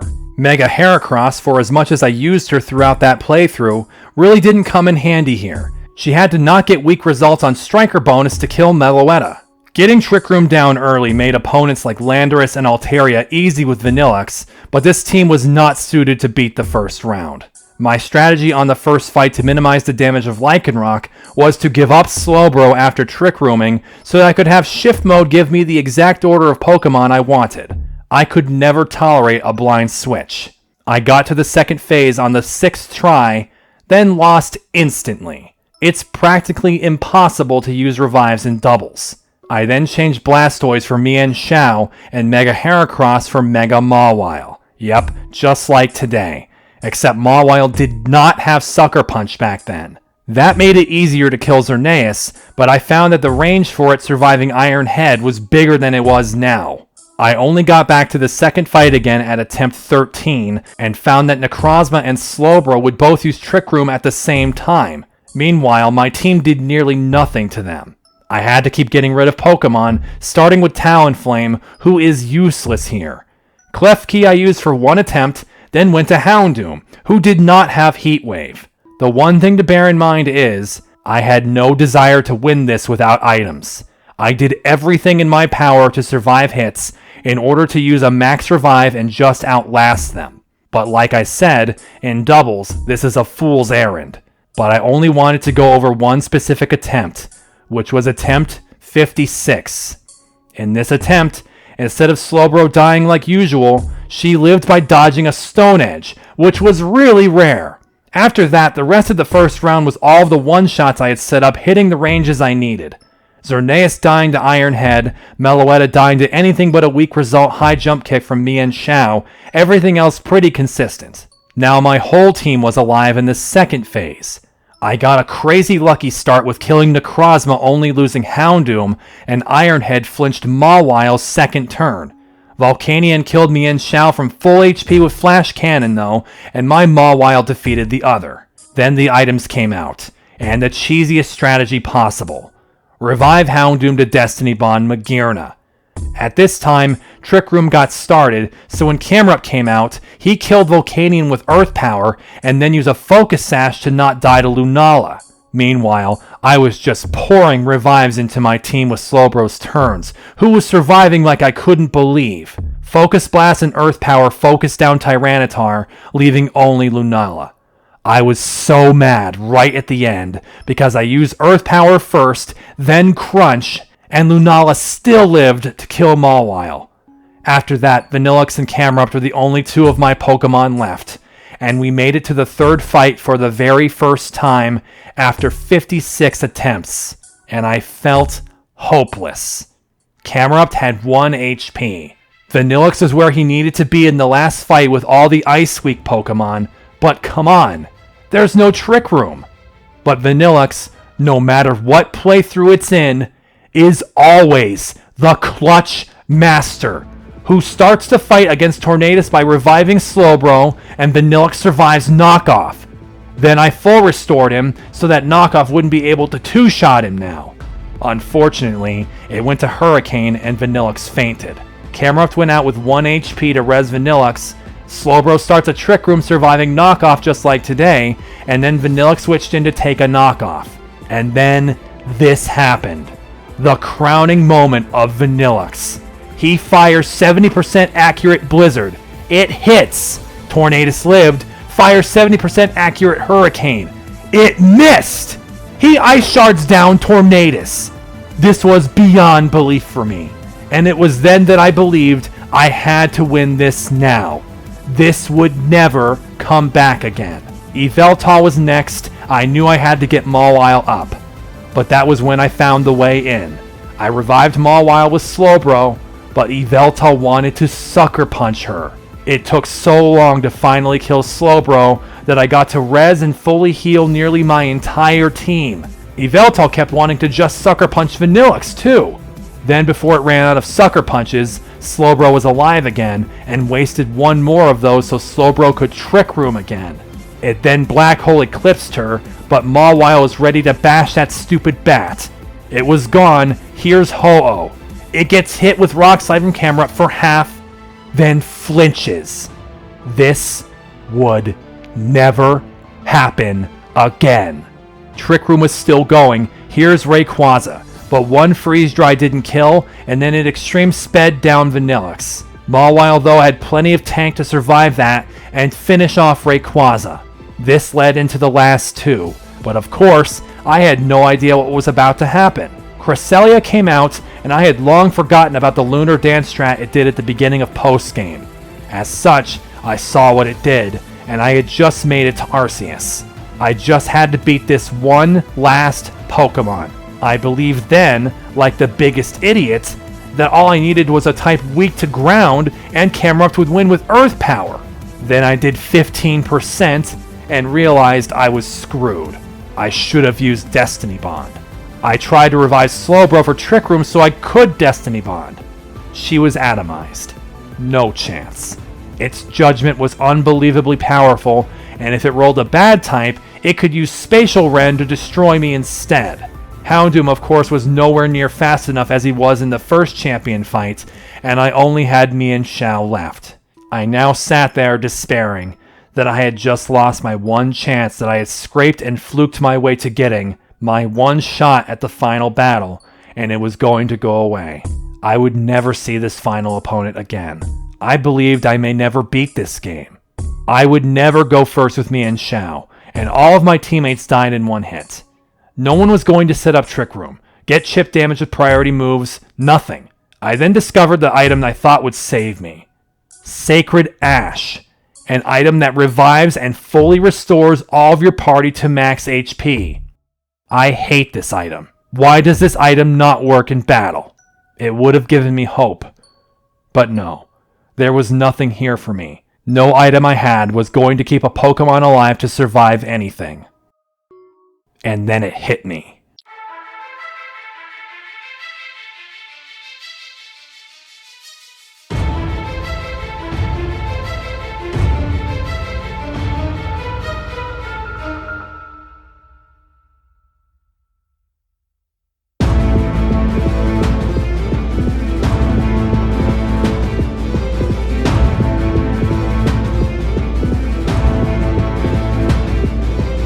I wasn't going to let this go. I had one more option, which was to be the very worst, like no one ever was. A level 150 Pulse Arceus may be able to make any of my Pokemon faint in one turn, but it can't make two of my Pokemon faint in one turn in singles.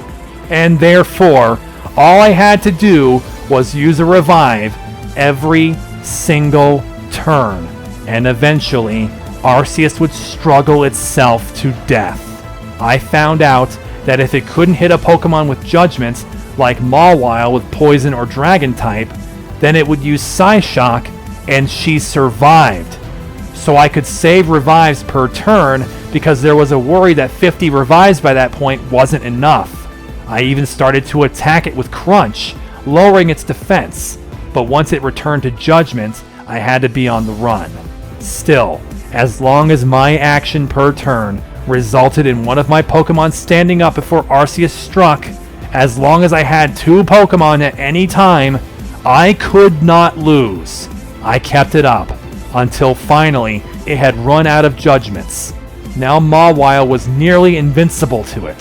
Psyshock was the only move it could hit her with, and it would do poor damage. I was actually doing damage to Arceus now with Crunch lowering its defense. But just like last time, this horrible Arceus still has Moonlight. So if you were chopping down this god, it would erase your progress in an instant. Now though, it got to the point where it had no more moves besides Spatial Rend and Moonlight. It could not hurt Mawile.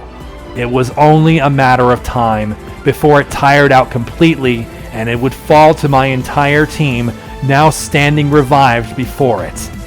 Finally, it happened. It began struggling, and a couple turns later, I beat Pokemon Reborn in the worst way possible. No one has a strategy more scrubby and cheesy than this, and I went from this horrible, wretched disaster to the 96 attempts you saw today, and won without one single item in battle. And now, finally, after talking about one single gauntlet for over 13,000 words, we see what becomes of Lyn and Arceus. The anomaly fades from the god, and Lyn is now actually shocked. This shouldn't have happened. How could it have? She tries then to reason with Arceus, but along with the anomaly, the final pulse, the Arc Pulse, has been destroyed. Upon gaining its autonomy back, Arceus wastes no time. It charges Lyn and strikes her, nearly casting her off the building. She hangs by her fingertips, moments away from death. And at this time, save your freaking game! Save, save, save! Yes! Thank God! And now behold, unlike Xerneas, you can enter into the final wild encounter, and if you fail, you can reset to this moment, without having to ever do the final battle again. And for me, the catching sequence was pure magic. Arceus returned to its normal form, only use Future Sight, as a Sucker Punch takes half its HP. Then I threw one of my remaining 100 glitter balls, and caught it immediately. Holy shit! This night was incredible! One attempt at the final gauntlet, one glitter ball throw. Spectacular! Shiny Arceus decided the one thing it liked about the Arc Pulse was its color scheme. Have to agree with that. It is badass. But with Arceus caught, Lyn then speaks once more. She imagined she would go out with a blaze of glory. Instead, she admits, this all sucked, and Lyn's strength gives out. Into the never-ending depths, Lyn has fallen. The war is over. It's time to leave. Once you leave the new world, sit back, relax, and enjoy your reward. The credits play for real this time, but there's still some measure of tampering. Nothing as bad this time, though. Instead of Lyn overriding all of the developers' names, several characters commentate on the credits together. It wouldn't take long to realize it's mostly Anna and Lyn. Also later on, Anna invites a friend into the credits too, Shade, and even convinces him to talk for a little while. Wild. Of course, if Anna can invite a friend, so can Lyn. Well, it's not like Terra needed an invitation. Now, I want to make sure these credits are shown in full, because every single person in these credits did something to make this game exist, and they deserve to be shown. That being said, these do go for a while, and there's a lot of other stuff to talk about. So we'll place them over here so I can talk about those other things. Before I do though, let me say, to everyone involved with this game, thank you. You created something here that has left an indelible mark on me and so many others. You should be very proud of your work. With that, it's time. Time to learn what those relationship points from the entire game were all for. That's right, we've reached the point where the relationship scores you got with each character determines whether or not you see that character's specific ending. The first one we see, though, is of Anna. Radimus, Noel, and I are in Anna's room, and she's still asleep. That is, until Noel says that she isn't actually asleep, and asks Radimus something he asked us nearly the entire game ago. Does he know what dream sickness is? Radimus says there's so little research, but finally tells us what he knows about it after all this time. He says that those people who gain the ability to alter reality have to abide by the laws of conservation of energy and such, and so must give up something, be it their consciousness, body, or their presence in the world altogether. But Noel says that Radimus didn't need to find the answer in books. It's about the person themselves. He says that Anna needed to feel safe, and felt safe, by being asleep. No one else made her feel safe, but now that Lynn is gone, Noel can reach out to Anna and tell her it's okay. And with that, Anna's eyes open, and she tells us about her strange dream, where she was Lynn. Noel assures her, though, that it's all over. Now come the endings you may or may not get, and I have to come clean. I don't have a good way of showing every ending here.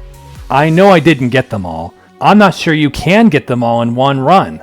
I don't want to steal someone else's footage for this, so instead, I'll leave it up to you to search out any character endings you don't see here, either in other videos or maybe in your own playthrough. Anyway, first is Cal, who has set up a retreat in the woods near Calcinon on behalf of Apophil Academy. He admits to everyone here that he has a lot of self-discovery left to do, but is thankful that Victoria picked him to lead this retreat. He wants only to give his all to the Academy and make amends for his past. Speaking of that, joining at this retreat too is the person we first saw him with, Shelley. Next, within Van Hanen Castle, Luna thanks us for assisting her in this dinner preparation. Dinner for her and her family, who arrive after Luna asks Gossip Gardevoir to fetch them. Her family of Radimus, his faithful ace and reporter, Noel, Taka, Sarah, with me as a special guest. As she tells Sarah it was thanks to help from me that she could serve them this banquet, along with one more friend who helped. Appearing in the back, Shade. Shade is good at cooking? Didn't see that coming. When Radimus asks what occasion this is all for, Luna believes that the lack of occasion is the best reason for such a feast. They shouldn't require permission of occasions to spend time together with family, no matter how disconnected and makeshift that family may be. This is the family she holds dear. Near the battle wheel at the circus, Ciel thanks us for spending time with her, finding it so strange how we were just a challenger at first to her, yet now we are a friend who she can be herself with, instead of the professional she must act like. But whatever quiet we had here is quickly completely shattered along with Terra's skull, as said Terra jumping down from the battle wheel and landing on her head. Despite the brain injury, of which there may be no brain to injure, Terra jumps up and makes her typical advances on Ciel, which gets Ciel to ask, how is it Terra can go around acting like this all the time, and also, why is Ciel envious of this? That's when Terra finds one of her brain cells again, and explains that dignity is something inherently counter to one's actual emotions, used only for the benefit of socially acceptable parameters. What? Nah, it's just that Ciel wants Terra, lol. Ciel then admits it's true, not wanting Terra, but acting according to her position, instead of using her position to act how she wants. But maybe also the first thing, but only in the learn why and how Terra does it. Then Ciel asks why Terra fell down here. It was because she slipped trying to break the wheel again. Well then, Ciel announces, what are they waiting for? That wheel isn't breaking itself. Uh-oh, Terra's plague is spreading. But let's forget about that for a moment, and go to one of my favorite endings. We now stand in Tanzan Cove with Charlotte. She's quiet, but then brings out her Ninetales, which looks around, seemingly confused, maybe even nervous. Then Charlotte tells Ninetales, it wasn't their fault. That line alone is worth so much. Charlotte quickly then changes the mood from brood to good. She has a new friend for Ninetales. She sends out an Alolan Vulpix. She still wants to branch out to other types, but still likes Vulpix. Wonderfully, so does Ninetales. But now, Charlotte wants to fight me. Oh shit, no wait, what's my team? I haven't saved in... Oh, sorry. Too much trauma today. Then we start a scene with a very different feeling, with Arclight. We're at his parents' house, a scene which shows that no matter how much of a star the DJ is, he's a real person underneath, with all the same concerns anyone else has. He introduces us to his dad, coming here to tell them he's safe and everything's good, though he then asks his dad what it is he heard about him asking for money from Ark's brother. He tells his dad to come to him instead of his brother, if he needs money. His brother needs to be free to do his own thing. Then Ark asks us to meet his mom, who he says, without going into it, that she is usually bedridden, sleeping. We have to work hard to take care of those we love, as he walks in to tell his mother that the situation from before is taken care of. Now we just gotta clean things up, and Ark tells her he's got a crew helping him. They used to be called Aqua Gang. After this, we arrive on Apophil Island, where we watch Victoria giving a sermon to her pupils. She starts by filling a bowl with rocks all the way, and asks if anything else can fit. No, everyone says. But she tells them now she'll fill it with sand, and it turns out there was a lot more room than they thought. But now she says, nothing else will fit, right? Right, some answer nervously. Yet again, Victoria has them open their mind. She now fills the bowl with water, which seeps through the sand invisibly. Her point comes when she starts over and fills the bowl with sand first. She then asks, can she fit any rocks into the bowl? No, the onlookers answer. This time, they're right. She then explains, sand is like our daily responsibilities, things we have to do like chores. The rocks are the things we want to do, aspirations and passions. If we only fill our lives with sand, then we can never do what we truly love. If we prioritize those things, then the sand will find a way. As for the water represents those we care about.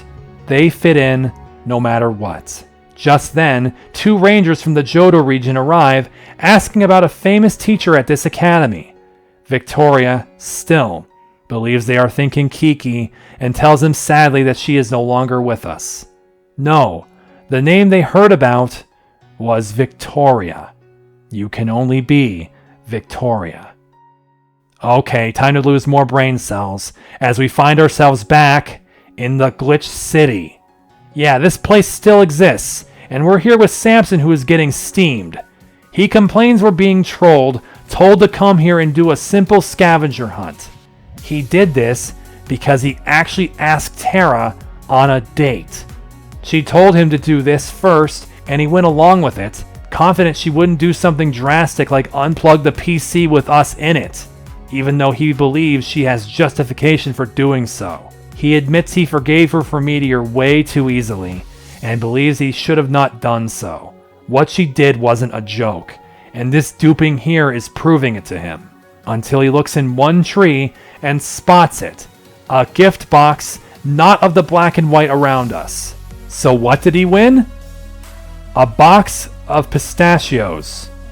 Or as Terra and this airhorn put it, these nuts. Samson appears dumbfounded, as Terra then asks if he still wants to go out with her, even after she did that to him. And he says yes. Wait, what?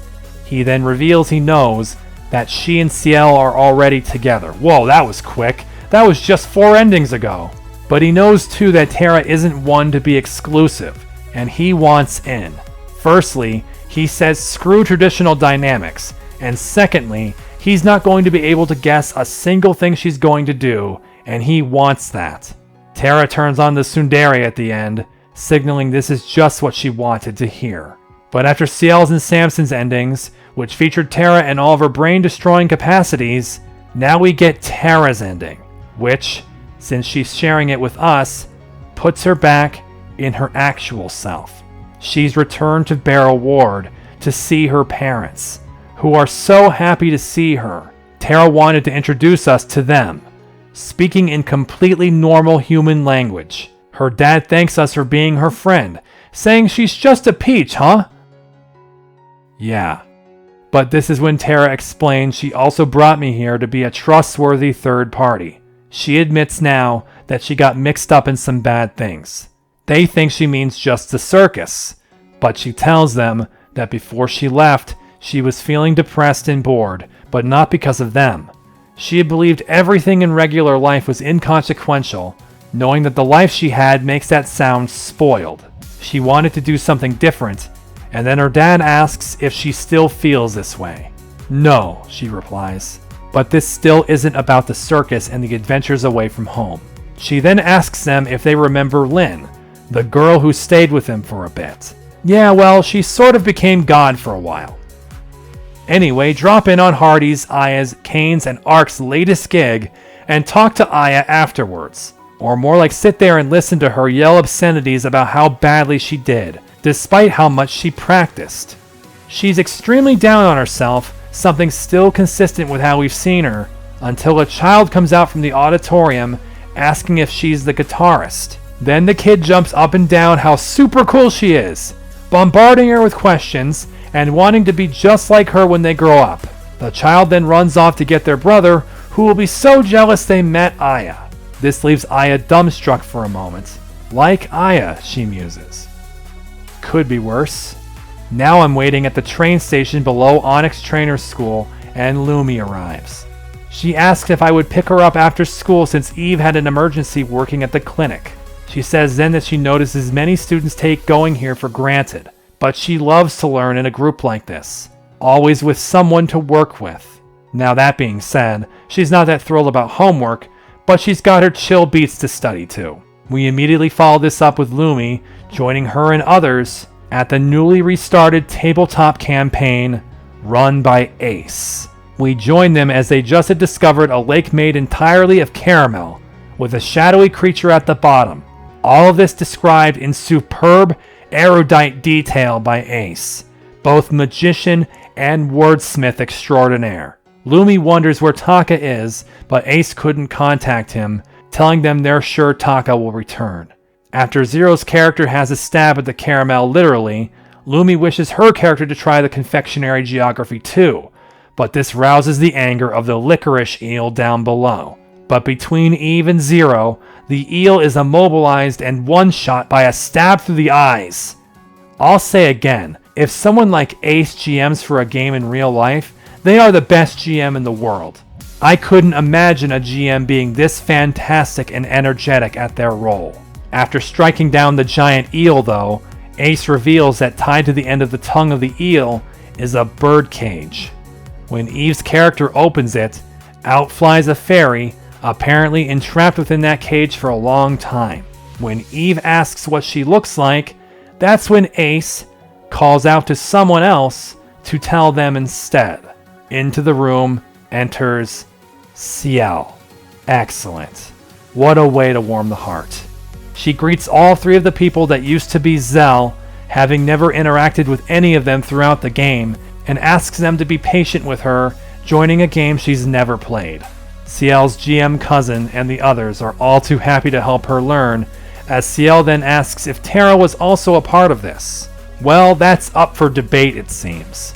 Now we jump to somewhere unseen, as Julia is about to unveil something. Oh god, after Arceus, now I'm going to die to some explosion. Turns out not today. Julia and Florinia unveil to me and Archer the brand new Peridot Gym bowling alley. Florinia says she didn't expect Julia to be a bowler. She isn't, the first gym leader exclaims. But here's why she wanted to become one. Because in this alley, you bowl with Voltorbs. They explode if you get a strike, but if you get a gutter ball, you get a nasty surprise when the Voltorb returns. This is something I could absolutely see in a Pokemon Stadium minigame. Florinia says the danger is pretty minimal, and the alley is hardened against the explosions. She almost sounds as enthusiastic about it as Julia. It can stand up to anything.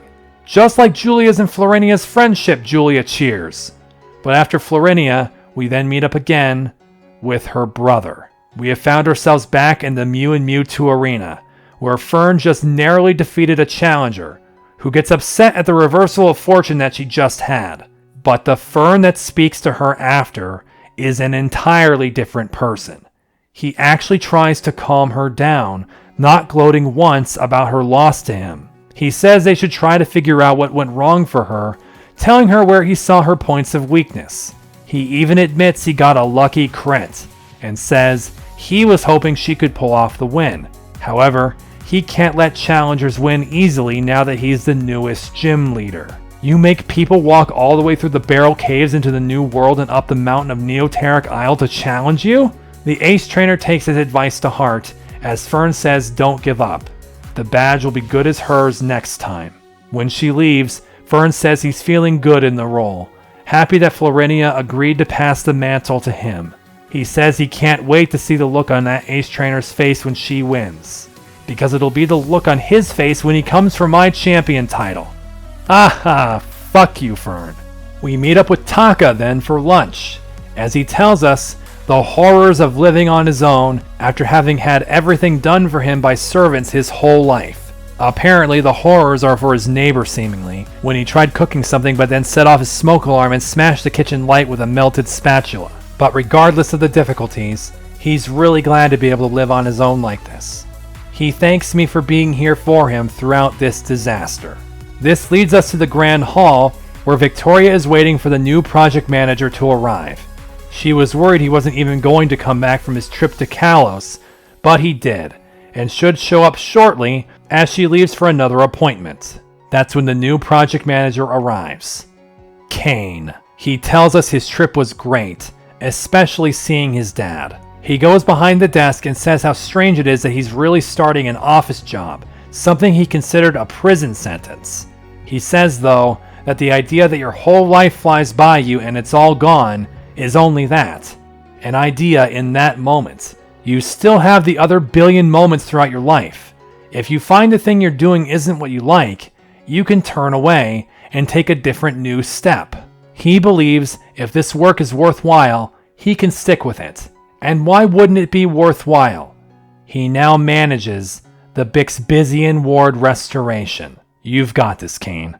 At least now that Giratina is gone. Whether or not he'll call it home, he'll have to build it and find out. First order of business, there's still a Pulse Garbador out there that wants a hug. So he's thinking, hug suit. We then find ourselves visiting Sarah with Bennett, as one of her business contacts is leaving. Apparently, Sarah wanted her son and me to try using our positions to bolster her sales. That doesn't sound ethical. Bennett says he doesn't find this appropriate to do, instead offering to contact some distribution agencies. She's perfectly happy with that too, then telling us that she'll need to take her leave. The photographer is coming. When Bennett asks if she's really returning to modeling, she explains it wouldn't be for the top-level agencies, but instead for those that wish to capture a more realistic look. She's also doing it to advertise her own fashion products. If she can shrink the number of people who feel like they are past their prime, then she's succeeded. Everyone should wear their experiences proudly. We then meet with Laura, who we just finished having tea with. She's begun this hobby of ceremonial tea serving, a perfect pair to her love for cultivating flowers. Though the tea we had is all gone, the time we shared will be eternal. She says she's hoping she can get her sisters to enjoy this with her too. Then we jump to the new world, standing in the Cosmog realm with Hardy, who learned that swimming in the Starlight pools is safe. But then, he said Aya wondered about diving down the waterfalls. He thought it may be really dangerous, but then he got the idea of using Hoopa. Well, if you bump into Corin Rouge, he may be able to hook you up. But that's when someone other than Aya arrives. Titania. When she sees us standing on the top of this floating rock near the Starlight Cascade, she warns us to get down from there. Not seemingly for being angry, but maybe genuinely worried. She then asks Hardy why he called her there, and he answers that he wants to battle her. Titania though scoffs at this, reminding him he's a higher league rank already, and asking him how long he's going to harbor some vendetta. But this has nothing to do with the past between them. He wants to hang out with her, that's all. To this, she decides to be game, as long as we get down from this perch. Lastly, we find ourselves back in Heather's room at the Elite Four, But with us is Shelly. Heather thinks we're escorting Shelly to the champion room like before, but Shelly corrects her. It's Shelly who's here to battle. The future begins to come to fruition, with Shelly telling her friend that she's trying to better herself by facing all the other leaders. She hasn't beaten them all yet, but asks Heather if she'll just battle her as a friend. Heather is down for this, saying she doesn't mind making Shelly lose. But then, Shelly tells her that she likes the energy that Heather has, even though she's about to get her world turned upside down. Look at that. Shelly is coming out of her shell. The two start their duel as Shelly declares she will become the best trainer in the world someday. Yes, someday. With this, I've shown you every character ending I got. I know I missed some, like I know I didn't see Amaria, Titania, Saphira, Eve, Adrian, perhaps Florinia, and I guess Blake, but who cares about him? But those are character endings. What about an ending for you? You want something for yourself, right? A reward for all the suffering you went through? Well, the game has the perfect gift for you. Because I have to tell you something. Remember when I said, back during the Celebi quest, that it would end with a twist that would blow your mind? That twist isn't that Shelly was champion. That twist was something that the game said should be a story for another time. Your reward is here. Welcome to Agate City in the future. When this happened, my jaw fell. You had thought the future visit with all of your friends was just a nice idea. Now it's real. Your final reward is to see how your friends in Reborn have fared 10 years later under champion Shelly. Shelly welcomes us and says that despite her short notice, many of our friends have arrived for me and Taka. Yeah, put yourself back into the mindset of the Celebi quest, and also a reminder that Celebi quest best quest. Shelly and Heather tell us to go and meet our friends now and enjoy the party. When we're ready to leave, just let her know. Now we have a rearranged Agate City to explore and meet our grown-up friends. Head northeast first and find the purple-haired siblings, Kane and Aya. Pretty much everyone will say they're glad to see us safe, as Kane says he's very well, being one of the most famous musicians in the region. Aya chimes in that hers and Hardy's band has taken off in a huge way. Even without fans, they love their own music. Aya then tells us a story about Kane when a few years prior, Reborn needed a new inspector position filled and ended up electing that Madame Meganium for it because she was the only one who ran. Kane decided he could do one better when it came time to elect a new mayor for Bixbysian Ward. And Kane nominated Mr. Bigglesworth. And after Kane put in massive amounts of his time and energy into his campaign, Bixbysian's Mayor Bigglesworth is resoundingly loved. Aya calls Kane the most unlikely but great politician, as Kane replies that she's a killer musician and lovely sister, to which she gladly agrees. After the conversation, speak to everyone again for a little more, like how Aya wonders how we'll feel when we return to our time and see everyone again, knowing what they'll become. That is, unless my presence changes that. But she thinks it can only make it better than this. Kane says that for as good as Shelly is as champion, I was his friend, and was there for him for so much. Then just to the west, you'll find the Agate Ace Triumvirate. Oh boy, here we go. Tara naturally is first to speak how it's so great we're here to see her wedding day. But Samson quickly shoots this down. None of the three of them are getting married today. Seems as though even 10 more years didn't do anything to save us from Tara. But it does appear that the beginnings of this relationship between the three of them during the endings has bloomed into a true romance. They said that last night they watched Tara's horrible favorite movie for the umpteenth time, which gets Taka to make a terrible mistake, asking Tara why it's so bad. Samson tells him he just fucked up, as the other two leaders wonder about getting some refreshments waiting for this to end.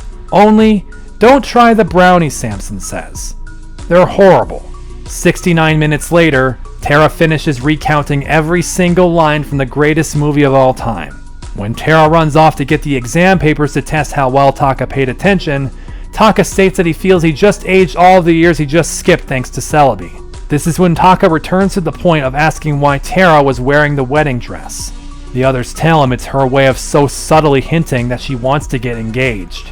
Of course, being Tara, she goes overboard, like how she's worn the dress for a month straight. Said no longer rainbow-haired Tara returns then, saying she couldn't find the exam papers, as Ciel says we'd better be off now. The flying and fighting leaders give their goodbyes, as Tara then comes closer to give us a special gift. That gift is to then start whispering without her brain-destroying accent to say thanks. She knows that Lin caused a lot of problems, and she did too. She only helped Lin because she felt like the only person who cared about Tara. But by saving the world from Lin, Tara now has these two, who she loves, and wants to make them happy. They care about her too, and she thinks one of them is going to propose to her tonight. Then walk left and find two people that are not related in any way, Victoria and Saphira. Even though we did not get her ending, we will get to learn what Saphira has gone on to do. First is to try getting into baking, and you learn who the brownie joke of this future agate is at the expense of. Saphira may have been the top-ranked gym leader, but she's still level cap 20 in cooking. As for Victoria, she's glad to see me, of course, and also Taka. I found this very special. Taka should be someone that reminds her of the person she hated most, but she is without hatred. Saphira, on the other hand, though she and Taka never once spoke, tells him that his family did bad things and tells him to do better than them to make up for his part in it. Whew, that's some brutal honesty. Victoria had thought the kids would soften Saphira up, which is where we learn the second thing Saphira has been doing. She told Taka what she had just now because it is the advice she took herself.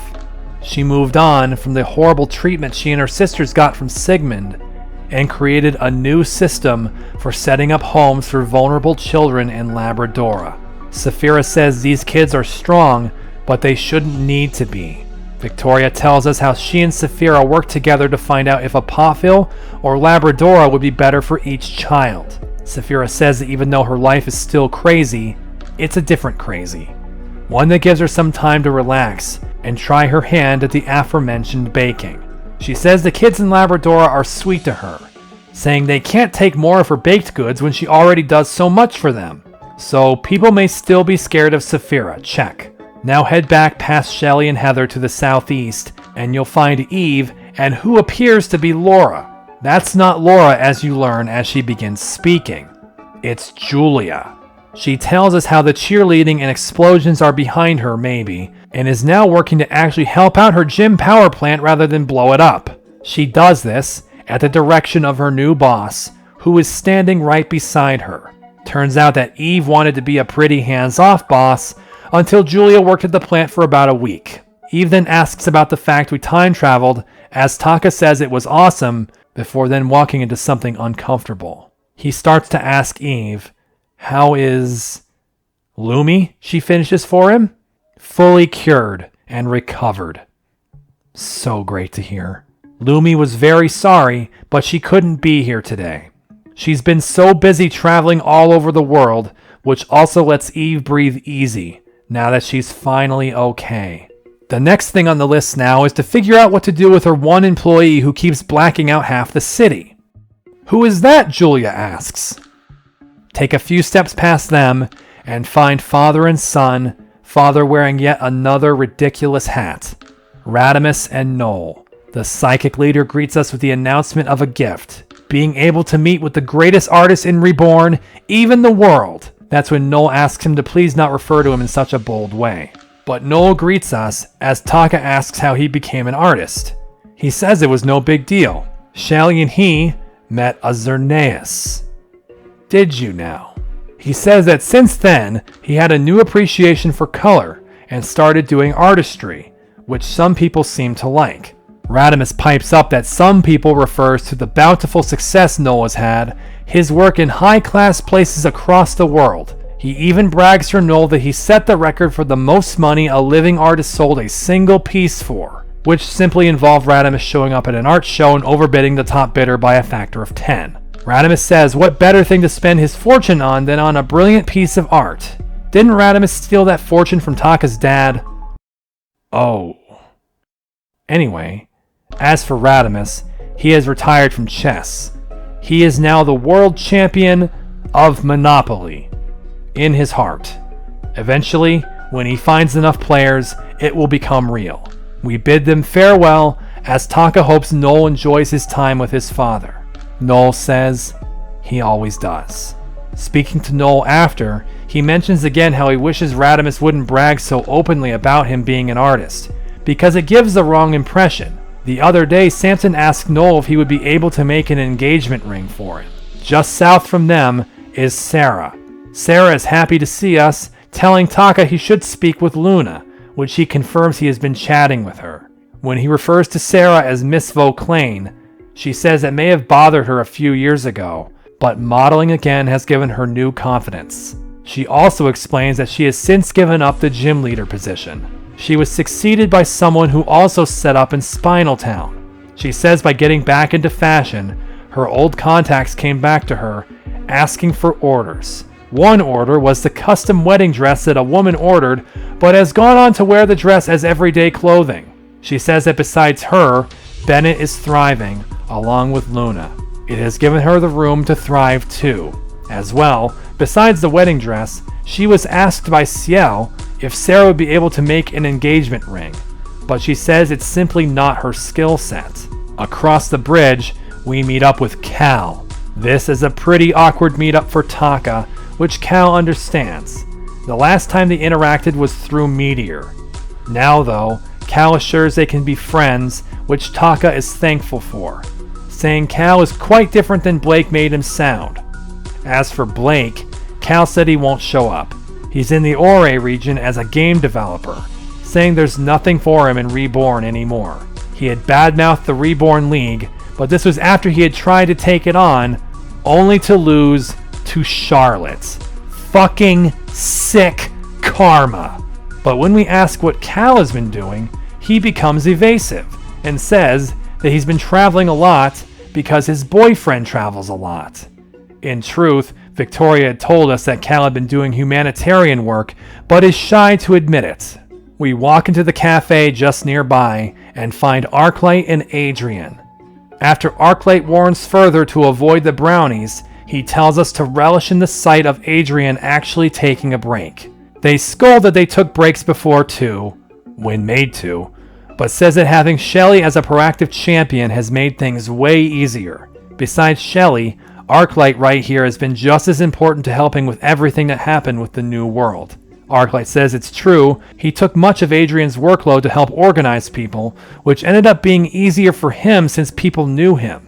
They both say we should go back to our time and do all we can to help others out too. And as for me, I have to be an even better champion than Shelly. Arclight though warns us before we leave that dealing with some of the legendaries got really weird. Gee, thanks for telling me now. The last one took 96 fucking tries. While talking to these two, you've no doubt been stealing glances at a sight and a half nearby. Luna and Elias, side by side, both wearing cat ears. Before you walk over to them, you then find the one who made this all possible, Celebi. It is so excited with all the celebrations and appears to have caught the interest of Florinia. We'll get around to her. Now we go and meet the Dark Leader and Light Elite. Taka has already been here chatting with them, as Luna asks right away if we'd like some tea. But instead of her going to get it, she asks her father if he could go get it. He obliges happily, going off and letting Taka ask what is up with the cat ears. She says if Elias is truthful in wanting to repair their relationship, then he needed to act like a real father, and that involves outfit coordination apparently, according to Luna. She goes on to say that she originally had no interest in him trying to reach out, but it was thanks to Shelly that she decided to allow him to try. As Elias has said before, time has the power to heal all wounds, and 10 years was enough time. Taka is amazed at the good influence Shelly has, which Elias affirms when he returns, sadly with no tea because someone chugged all of it when they ate one of the brownies. Elias goes on to say that Shelley is also supported by an outstanding Elite Four, an Elite Four that he stepped down from, and that Luna stepped into. Besides the prestigious position she inherited, she and Elias have also gone to great lengths to preserve and document Reborn's history. Elias believes that the future of Reborn is in great hands between the three of us here, Shelley, and all the others. Then walk to the left and find a trio of our friends, one of them completely out of place knowing what we know. Hardy, Titania, and Fern. Their scene starts with Hardy being upset that Titania and Fern just hang out now. Holy fuck, that's true. That would be the last two people I'd expect to be near each other. The others greet us, but when Taka stumbles a bit, Titania jumps on him right away, telling him to be more attentive. He should have grown a spine by now, but no, Titania's actually just giving him shit. He's more relaxed hearing this, then thanking her for what she told him back at the water treatment plant all those years ago. Apparently, though, she isn't any less scary according to Fern, but someone that did change was Hardy, in that he no longer sounds Australian. Hardy denies that he ever sounded like Fern acted, and Titania backs her brother up. She says it was more how she then mimics him. Poor Hardy, still the butt of any joke possible. But at this, when Taka asked what Titania meant when Fern was a serious member of the League, that Hardy formally introduces us to the other half of Shelley's Elite Four. Holy shit. Heather, Luna, Titania, and Fern. That's some lineup. But even though the two elites make it sound like Hardy pouted when they surpassed him, he makes it clear he's happy for both of them, despite how frigid their relationships were throughout this game. All he's unhappy about is that they now make fun of him as a united front. The three wish us luck and say that Reborn will be well off if I'm even 10% as good as Shelley. Walk north now to find another trio, this time containing two former elites. Here's Laura, Bennett, and Amaria, the last of whom is asking the bug and grass specialist what to do about some bugs infesting her plants. Advice which devolves into some serious nerding out by both of the specialists, as Amaria starts to realize she probably should have asked pretty much anyone else.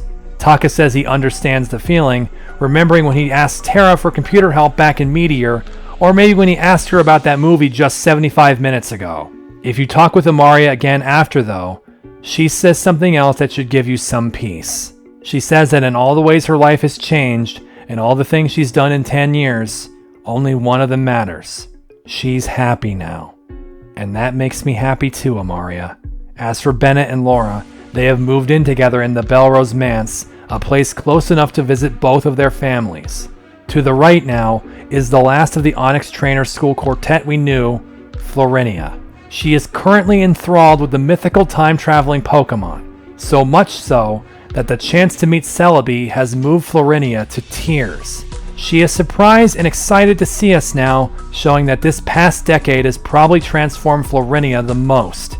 She is fully in tune with her emotions now, more than even what we started seeing from her back in our time. She even plays a trick on Taka when he's surprised how much she's changed. She tells us how she had helped Shelley with her studies at the outset of this decade, but Shelley soon surpassed her, and now Reborn is brighter than ever.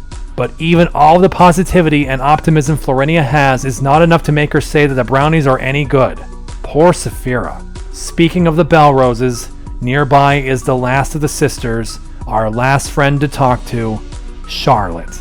To contrast the dramatic changes Florinia made, you have Charlotte, who even though she's less sarcastic, her sass is the same as it ever was. She asks Taka how he is, surprised when he replies with a casual joke. She goes on to say that if he needs something to do, he should challenge the League and try to get a badge from her. After all, she's the Calcinon Fire Leader.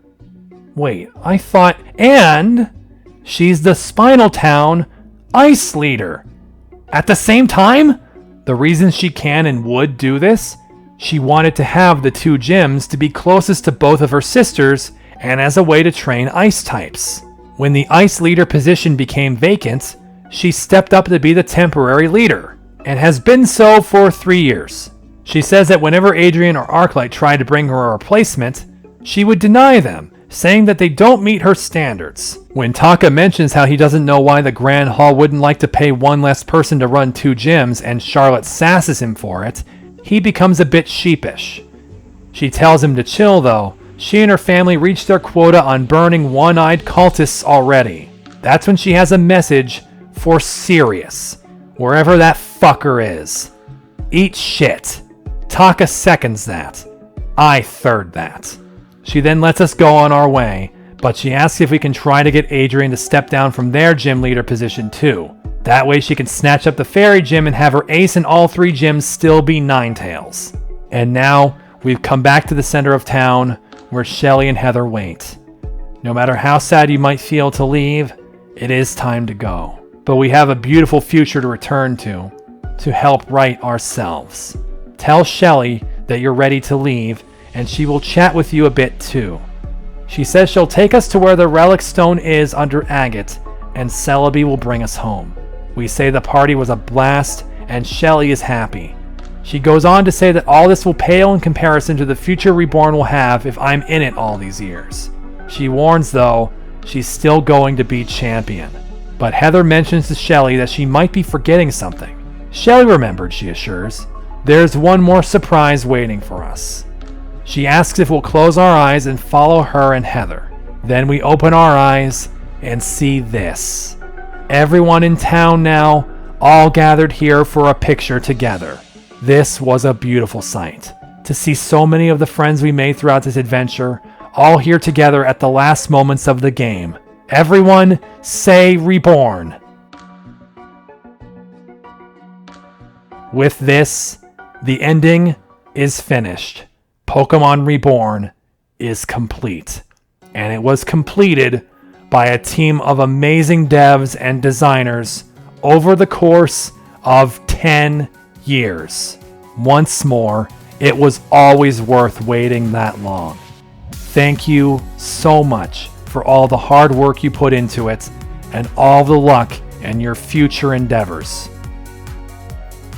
And after all this, we finally return to the nightclub in our own time. The war with Lynn is over, and peace will reign. There are 2 people in the nightclub you should speak to. First, Tara, who will lay off the brain-melting voice. She asks us seriously, what happened to Lynn? But she says never mind. She already figured it out. She was hoping it wouldn't be this way, but decides Lynn wouldn't want her feeling sad. This is for the best. All it will mean is that Tara will have to wreck shit for the both of them. Good on you? The other person to talk to is, at last, the final Elite Four member, having awakened after all this time, Anna. She asks as well, what happened to Lynn?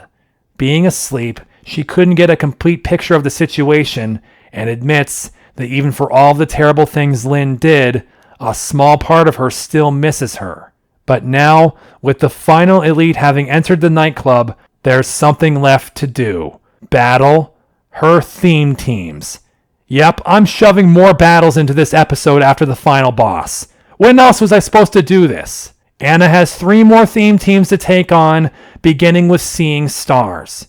The 3rd time we faced Anna takes place on the same field as the first time we fought her, Starlight Arena. It is almost a redux of her Elite Four battle, but in doubles, and with a Victini in it, next to Mega Gardevoir.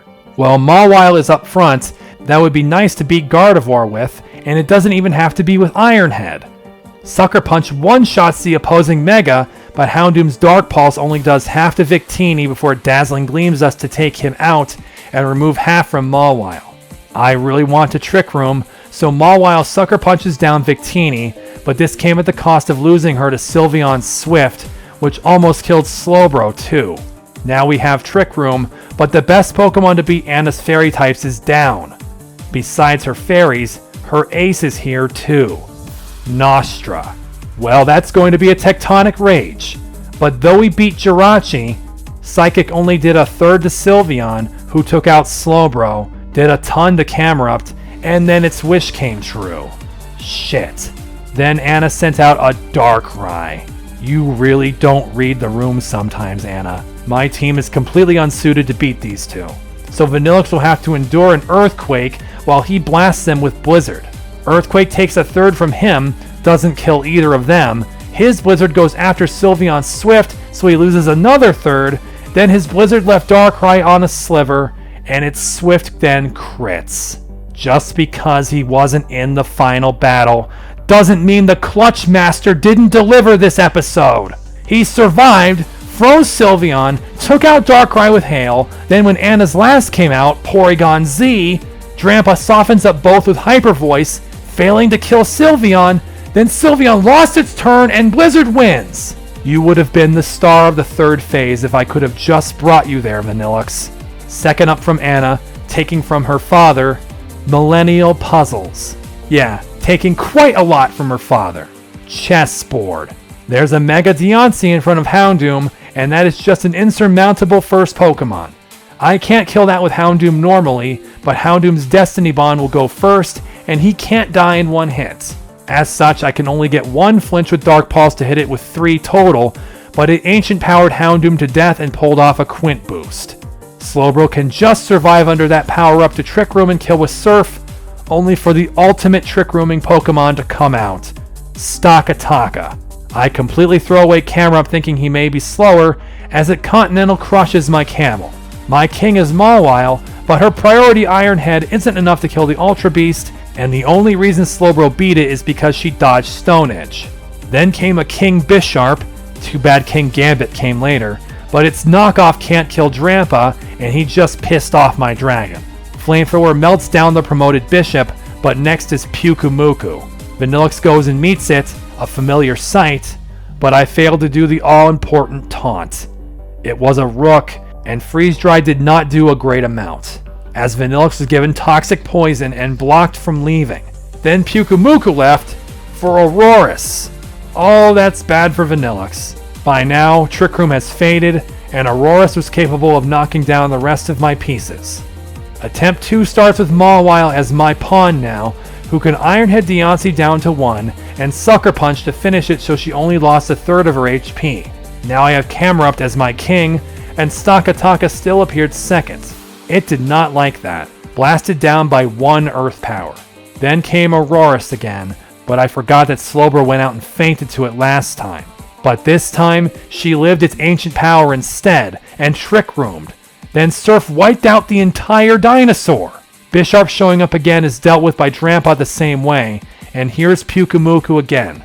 Drampa is not able to do very much, especially for the fact that Pyukumuku also knows Recover. I end up using Camerupt wrong too by just trying to Tech Rage the Poison type, not killing it, but the chessboard, as it then recovered all that HP anyway. I don't let Camerupt poison down, switching to Vanillix just before a block came in. And then I remind this Pyukumuku what happened to its High King. Taunt completely ruins it. It goes directly to struggling, dying easily to Freeze Dry. The last Pokemon though, when I have no more Trick Room, is Regirock.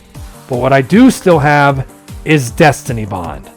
2 tries on a chess match. I'll take it. And now, Anna's last theme team, Unforeseen Futurity. It's a new world out there. Mawile remained up front from last battle, along with that 1 on the reset counter, but she may be good for Togekiss. Yep, quite good, as its Dazzling Gleam didn't come close to beating Mawile, and it falls to Iron Head. Anna borrows Gossip Gardevoir for another battle, going Mega and sadly blasting Slowbro down before Trick Room got there. Just Destiny Bond that Mega and move on to Nostra again.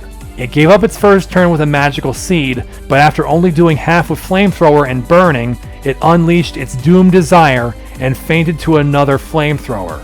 The quadruple damage attack is on its way, but now is Cresselia. Mawile went out to Sucker Punch, but the damn thing stalled that out with Calm Mind long enough for only 1 Sucker Punch to not be enough, and the Fire-type Doom Desire fell down on Mawile as the meteor it is.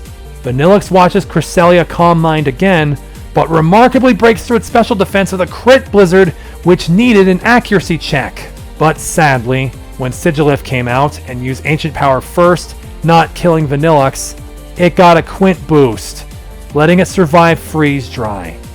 Had I gone for glory with another blizzard, it would have definitely died there, but Vanillix is out. Then it proceeded to roost, outlast Camerupt, then go down to a smidge of HP against Drampa's blizzard that also landed and do Future Sight. Had Drampa been able to go before the final Pokemon Xatu, he may have taken that battle. Togekiss and Gardevoir fall easily like last time while I only lost Houndoom. Trick Room is for Cresselia, who calm-minded. Vanillix comes out to taunt and Light Screen before letting Mawile get in there with 2 Sucker Punches to floor the first Anomaly Legendary. Jirachi was yet again not able to survive a Tectonic Rage, then Sucker Punch crushes both of Anna's last Pokemon, Xatu and Sigilyph. Superb wins. Almost had the potential to shut out the last Elite Four member. Surprising that theme teams meant strictly for after post-game is finished weren't so crazy. Now, there's one more thing to finish up. You might be chomping at the bit for this, because when we caught Arceus, we obtained the final Pokemon and finished the Pokedex. It's always a fantastic feeling to do this, no matter if it's in a retail Pokemon game or one that actually thinks you should be able to achieve this. But now, of course, it's time to receive our last reward. Return to Agate City to Bee's house, and she's overjoyed. She congratulates us on a supreme job well done, saying that at this point, what else could she even give us? But she did come up with one thing, thanks to none other than Adrian. They sent it here for when I inevitably finish the Pokedex and presents it to us now. The diploma. Oh, it's such a great sight. The file's time stands at a grand total of 191 hours and 42 minutes, compared to my last file's 237 hours and 22 minutes. Over 40 hours faster. But Bee has one more little gift for us, something she found while exploring. An ebony stone piece. A key item that states, everything begins with an ending. Is it just quaint? Or does it have a use? It actually does. It would be quite hard for you to come up with this on your own, but there's a place you can revisit now. The Cité Astra. You can go to the Crystal Cavern under the Grand Stairs again, travel all the way down to where we first met Solaris, and find the door of the 4 keys still open. Walk through the Cité Astra like we did in episode 20, until we reach the area to find the first door to the New World is gone, and the original door is closed again. Closed until you bring the ebony stone piece to it, and it opens. Why? There was a shortcut to opening this door? Despite that dissonance, enter and find a room that is exactly like the room where we found the meteor of Arceus in the New World.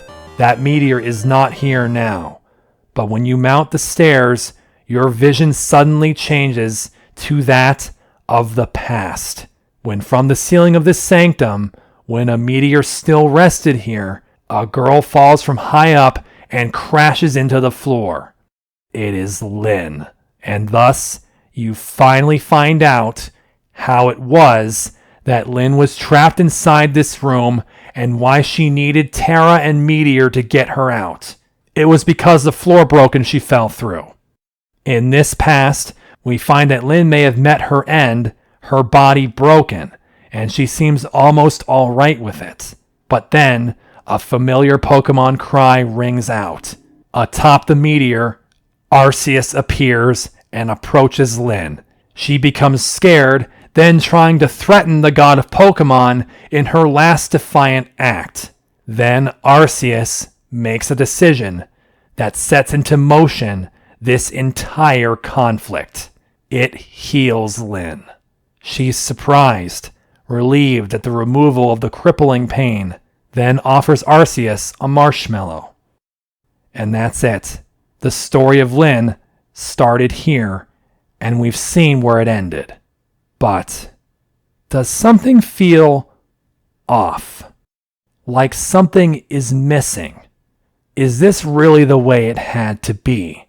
Was there nothing we could do? What if we could go back to right before it came to an end. What if we return to the moment before we captured Arceus, and we instead chose to talk to and help Lyn first before catching the final Pokemon? This stuns Lyn, as it becomes clear at last I was not her doll, because what I'm doing is not by her command. She is completely confused, feeling very awkward now, and wonders aloud why this isn't it for her. The answer is simple, Lyn. You don't get to escape from your responsibility, but you also needed mercy, more than most others. At this time, Arceus roars at Lyn being here still, and she asks we catch it. She'll stand here and think about what she's done. Once we had attained Arceus, she wonders if she can tag along with us. Of course, I didn't just save you to leave you here. She says when we speak to her more, that for whatever it's worth, she's sorry. Then she thinks we're just going to take her to prison instead.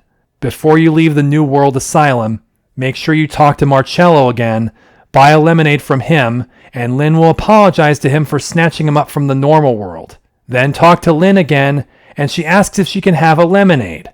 Yes. She's amazed by our generosity, saying we're too nice, but thanks us. Then asks if we'll keep it a secret if she cries over a lemonade. I will. Finally, leave the New World, Lyn returning with us.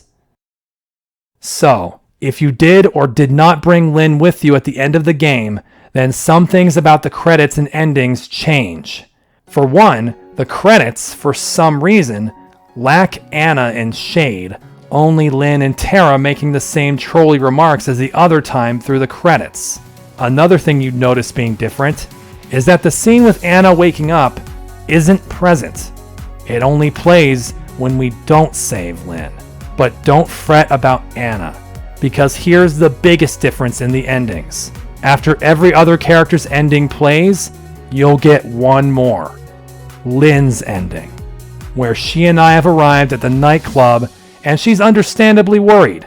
If she goes in there, everyone will literally kill her. Lyn is honestly completely confused why she's not dead yet anyway. She was the villain, the source of all the catastrophe in this game. But that's when someone comes out the door now to meet us. It is Anna. Despite Lyn being here, Anna felt safe again and awakened like in the other ending. Anna is surprised to see Lyn here, asking what happened to her puddle. Her what? Her eternal puddle of gloom that followed her wherever she went. Apparently, it is gone now. Now Anna asks if Lyn would like to meet everyone. No. Well, do anyway, Anna pushes. Lyn's done trying to end the world, isn't she? Then she should take the first step into joining the world again to show everyone she's going to lead a better life. Anna goes on to reconcile with Lyn, saying that they had their differences, but to look to me as an example. It's time to set aside the fighting. Lyn says as long as her friends don't kill her, because that would suck. Anna may be happy to include Lyn, but most everyone else in the nightclub, it might take some doing. But for the moment, things are okay. In this version of the ending, Terra tells us without sparing our brain cells that if we adopted Lyn, we adopted Terra too. I can revert to the other ending, you know. As for Anna, she also changes her dialogue with Lyn being alive. She admits she dropped the ball being asleep this whole time, but is thankful we were able to make everything work out. She goes on to say that Lyn is actually very shy and may not show it, but is very appreciative of all I've done for her. Then, on the east side of the nightclub, sitting on a couch by herself, the villain of the entire game is here. She compliments me on not killing her, before returning to the fact of how super weird this all is. The most powerful trainers in the land are in the next room and could literally walk up and end her, and be justified in doing so. But they're instead talking to her a bit. She just doesn't get it. The world doesn't get better with more violence and vengeance, Lyn. She decides she has a lot to think about.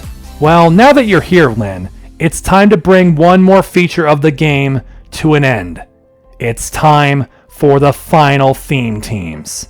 That's right. For saving Lynn, you get 3 more theme teams to battle, starting with that yet unseen theme team I said I knew was coming, Puppies! A strange theme team from the primary antagonist, which consists of mostly Silverlees, all named poorly after Arceus. This shows one of the most obscure aspects of Holyfield. A Silverlee that sets foot on the sanctified field of Arceus is branded a false god, and no matter what memory Silverlee is holding, it becomes Dark type. I thought it became Ghost type, which made me try hitting it with Sucker Punch with Mawile, only to be paralyzed and swaggered first and completely lose all chances to hurt Silverlee with her. Well, that's a great fucking start. Then Drampa also got paralyzed, confused, lost a turn to hitting himself, brought Silverlee to 1 because of Focus Sash, then barely managed to kill and fainted from Life Orb. But by the way, I said this was a team of mostly Silverlees, because there's also Arceus. Hey, how did you get that again? Put it back! Sadly, Destiny Bond isn't going to work on the God of Pokemon now in its uncorrupted form, as it strikes down Houndoom with extreme speed. After its Swords Dance in front of Trick Rooming Slowbro, it rendered said Trick Room useless as it then smote each of my remaining Pokemon. Boy, that's going to suck to survive against. In fact, I lost 3 more times to Arceus and the 5 Silverlees before landing here with Slowbro at the start. Most of these Silverlees are fast as fuck, but Slowbro can survive the first turn with 1 to Trick Room and break his Focus Sash. That allows Heracross to bash the first Silverlee, but Arceus will punish her for doing so. That's why I brought Rhyperior, because normal is still resisted by rock. I thought it wouldn't be enough when Rhyperior hammer-armed Arceus without killing, and it Swords Danced again. But even with the jump in attack power, Arceus couldn't crack Rhyperior, and the god has fallen yet again. From here, the 4 remaining Silverlees are forced to be Dark types, and the first 3 are powerless against close combats from Heracross. But Trick Room left for the last one, leaving it up to Destiny. And this one only knew Air Slash for Houndoom, so it did very little, and I had to bounce between so many of my team before it finally managed to kill him and faint with him. Gross and clumsy, but it kept Lynn off the leaderboard. But will she stay off for 2 more teams? The next one is called Stop Flinching Yourself. Now she's turned on the rainbows again and fights in doubles with Togekiss and Aerodactyl. Slowbro and Pangoro lead to this, and a bullet punch from my bear is far from killing the fairy as it air slashes him right out. In the meantime, Slowbro flinched to Rock Slide. Then after Sucker Punch didn't kill Aerodactyl, Slowbro somehow survived both Rock Slide and Tri-Attack, only to freeze and not thaw. Thank you, Lynn. Aerodactyl is punched a second time, Slowbro faints, and Lynn sends out Arceus again. She is literally the only character who is going to have theme teams containing Arceus. Doesn't mean I'm not upset by it still, but a Tailwind from Togekiss and Blizzard from the God doesn't kill Rhyperior and Mawile. Ironhead drops the flyer, but Hammer Arm is much worse this time around. Then there's a Chinchino. Honestly, I'm not sure which is worse. I tried to stop it, but it survived a Sucker Punch, Rhyperior was blizzarded to death, and a Bullet Seed from the Skill Linker over there does very little to Mawile. Chinchino goes down to a second Sucker Punch, while Arceus only used Secret Power for not much to Mawile. Now out is Deoxys Speed Form. That's the Sucker Punch target of the century. But meanwhile, Houndoom has been standing here failing to use Destiny Bond, as Mawile fainted to another Secret Power. Sadly, my chance to win takes a huge nosedive when Lynn's last Pokemon comes out. Frieza. It blasted Heracross with Zen Headbutt to one-shot her, which sucks because Heracross could have beaten Arceus, and Houndoom's Destiny Bond could have gotten Mewtwo-X had the right moves hit the right Pokemon. Attempt 2 puts Mawile up front instead of Pangoro, and my Mega cracks Togekiss with her head, only to find a Focus Sash. But an Iron Head does little back to Mawile, and Tri-Attack only burns Slowbro, the least useful status for Togekiss to get. Trick Room starts, a Surf knocks down the opposition after another Iron Head hits Aerodactyl. We focus down Chinchino instead of the God, priorities, but Arceus hits us both with Blizzard to freeze Mawile. Here's Mewtwo again, and Mawile did not thaw, so it only loses a third to Psychic and we both faint. Talonflame though has arrived to chop up Frieza, and we hammer arm Arceus for only a third. Deoxys arrives, I aim at it with Rhyperior since its pathetic defense will make it die to one drill run. What's badass and unbelievable is that not only did Talonflame survive 2 blizzards, Rhyperior dodged 2 blizzards. As such, Pangoro and Rhyperior muscle down their god with ease. Thus, we now reach the final theme team. Old habits die hard. One more time, Lyn battles us on the new world. A Weavile opens the fight upon the final killing field, but its knockoff can't beat Houndoom, and Flamethrower one-shots it. Thank Arceus it didn't have Focus Sash.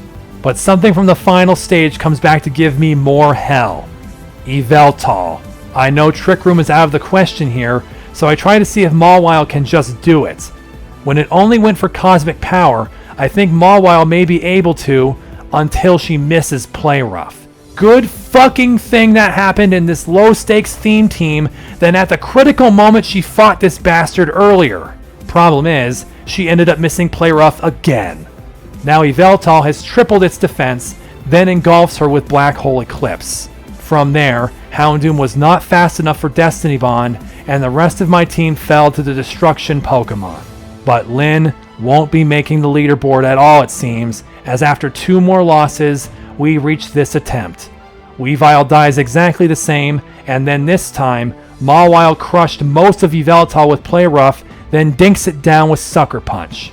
Sadly, the previous attempt had me think that this next Togekiss would only use Dazzling Gleam, which didn't kill Mawile. That was because it was choiced onto it. This time, it went for Blue Flare. Fuck. That means sticking Houndoom in front of it is going to make it switch, and it does, into Latios, who saw Houndoom Destiny Bond as it got there, and still chose to Vacuum Wave and die. My team is all slow, but I go with Vanilluxe first, wondering if Togekiss will show up first and Blue Flare again. It does, and Vanilluxe faints, though to Ancient Power instead. But it lets Slowbro survive that and Trick Room.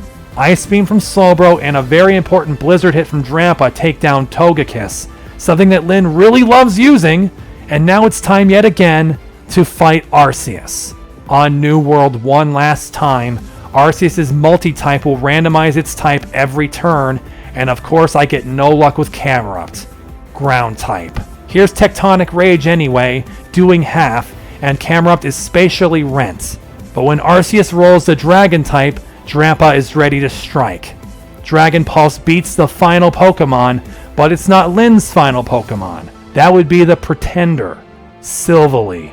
Like Arceus, New World gives it the randomizer treatment too, and it got Ghost type.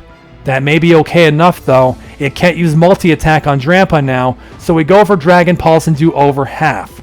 Until I'm proven wrong, and multi-attack didn't take the randomized type into account. It still attacked with it, but Drampa lived, and with one last furious attack, Silvally falls, and that's it.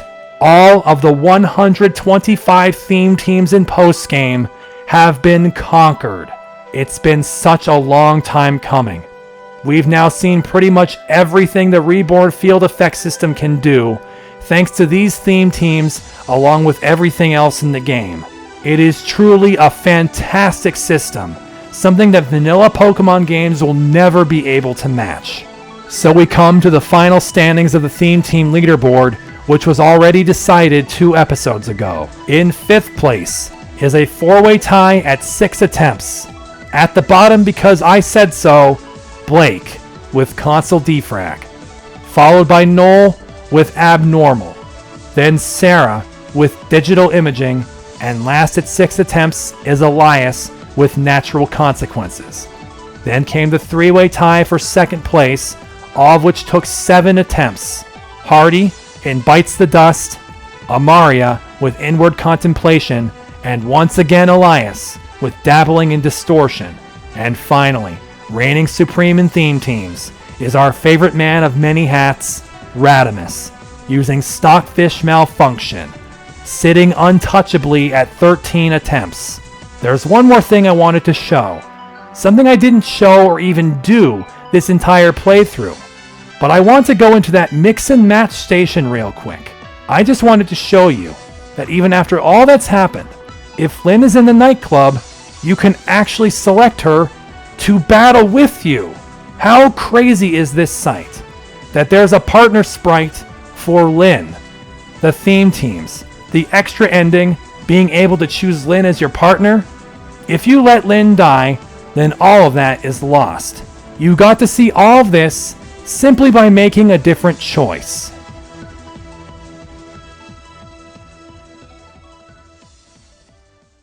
Making a different choice. You've made certain choices before that altered who you battled or a few select scenes. But regardless of what you chose, the game went on in pretty much the same way. That may be how you'd feel playing through the game once, but if you were like me, then you didn't play through the game only once, and something may have become apparent to you if you played through a second or third time and made different choices. Things didn't stay the same. In fact, some things were drastically different. I've shown you a lot of this game so far. But did you think that was all? Do you think that we're done here? This was the finale? Because the game and I have a secret. We aren't finished yet, and it involves making a different choice. But it isn't just a choice we made today. No. In order to show you what this game really contains, we have to go back. Way back. All the way back. Here. Huh? Oh. Right. Anyway. I'm not going to fight him.